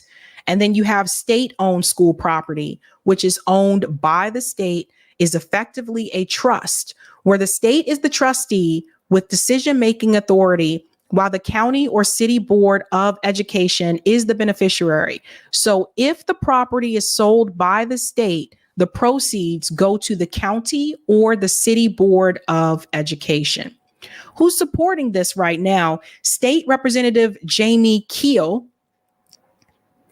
Right now, currently, There is no campaign finance money to support or oppose it. That could change as you get closer to November. And a little note here from Roger Meadows, who Roger really helps me with these ballot measures. He said he has a real problem with laws and amendments, whether proposed by voters or state government, that applies exclusively and only to a specific municipality. State laws and amendments should be something that applies to an entire state and not to a specific municipality. If anything, allow municipalities to be able to decide for themselves through municipal ballot measures and local government. What goes on at some school district in one part of the state should not be decided by those who are not from there. I 100% agree with Roger about this. I have personal experience with this with the hometown of Freeport. The government decided against having an Amazon facility replace a green space that was used by Freeport High School to practice sports. Then the assemblywoman and the state senator whose district that is within sponsored a bill passed into law to circumvent that victory. Some state senator, assembly member whose district is upstate or in New York City or in another part of the county had a say in what goes on in a place that has no bearing on them. I totally hear where Roger's coming from about that. I'm not a fan of that either. And another reason is because I'm sorry, but when you don't live in that municipality, like, you don't know the needs of the people that are in that area. So I don't like when that happens either. So that is Alabama ballot measure for November. The next ballot measure that we will cover is California. So get ready and get cozy, because California usually has a lot. So we'll probably split that up over a couple of nights. If I remember it from last time, California usually has a lot. So just keep that in mind. California will be next. We're going through all the state ballot measures for November. What is a fruit fly? For November 2024. So these are other ways that I think people should take action. Right. So you don't have to just come out and support the presidential election. I think these ballot measures are incredibly important. All right. Let's get the Rumble rant, Eric. Thank you for the Rumble rants, CHPO. To what extent do you feel that these universities serve as accreditation mills for the class? Oh, aristocracy. And organs of selection / indoctrination for the next generation of the power adjacent proles. I mean, at this point in time, especially considering AI, there's not even any guarantee that some of these degrees will produce into any type of career in the next 10 to 15 years, the way that they are now. So I see a lot of people spending money at these universities, and they're getting degrees that are useless, to be honest with you. But I will say some of these institutions like Harvard, that is where some of these politicians, and also there are groups like APAC, they start recruiting people early on, and it's not uncommon for them to recruit the college students to get them while they're young, right? Especially even Cory Booker gave them advice about that, to recruit Black people. It's crazy. It's wild. And thank you for this. And if this bill passes, that accreditation process will simply shift from education to prestigious internships. This has already happened to a larger extent. Yeah, I can see that happening too. And honestly, when it comes to internships, I mean, they're already difficult to get anyway, because not every company can have an internship, and they can't accept everybody because they only have so many positions. And most of the internships that I've seen were unpaid internships. And I don't agree with that either. I think people should be paid for their labor. That's just bullshit. That's companies' way of being cheap, you know? But I can see where you're coming from. I did see a study recently that said that more Gen Z population are going into blue collar fields. So things can change. Okay, let's go to comments here. Thank you for the super sticker, AK, and thank you, Sparky. No, didn't get that from Nick. Sort of common knowledge that people should be reminded of. Does it make it less true if Nick reports it too? I'd have more faith in Nick if I were you. Oh, no, I wasn't saying that. I was just saying I thought you got that from Nick because Nick was the first person I saw to say that. So thank you for that. Awesome. Great. Okay. That is it for me tonight, guys. I'll be back live Sunday. Jamal Green will be here, former political candidate. He's also more, I think, infamously known now for confronting Roland Martin at the DNC. So he will be here Sunday. Lots to talk to him about, and we'll also cover news. Other than that, guys, I hope you have a great Saturday and you enjoy the rest of your evening. Have a good night. Keep up the fight.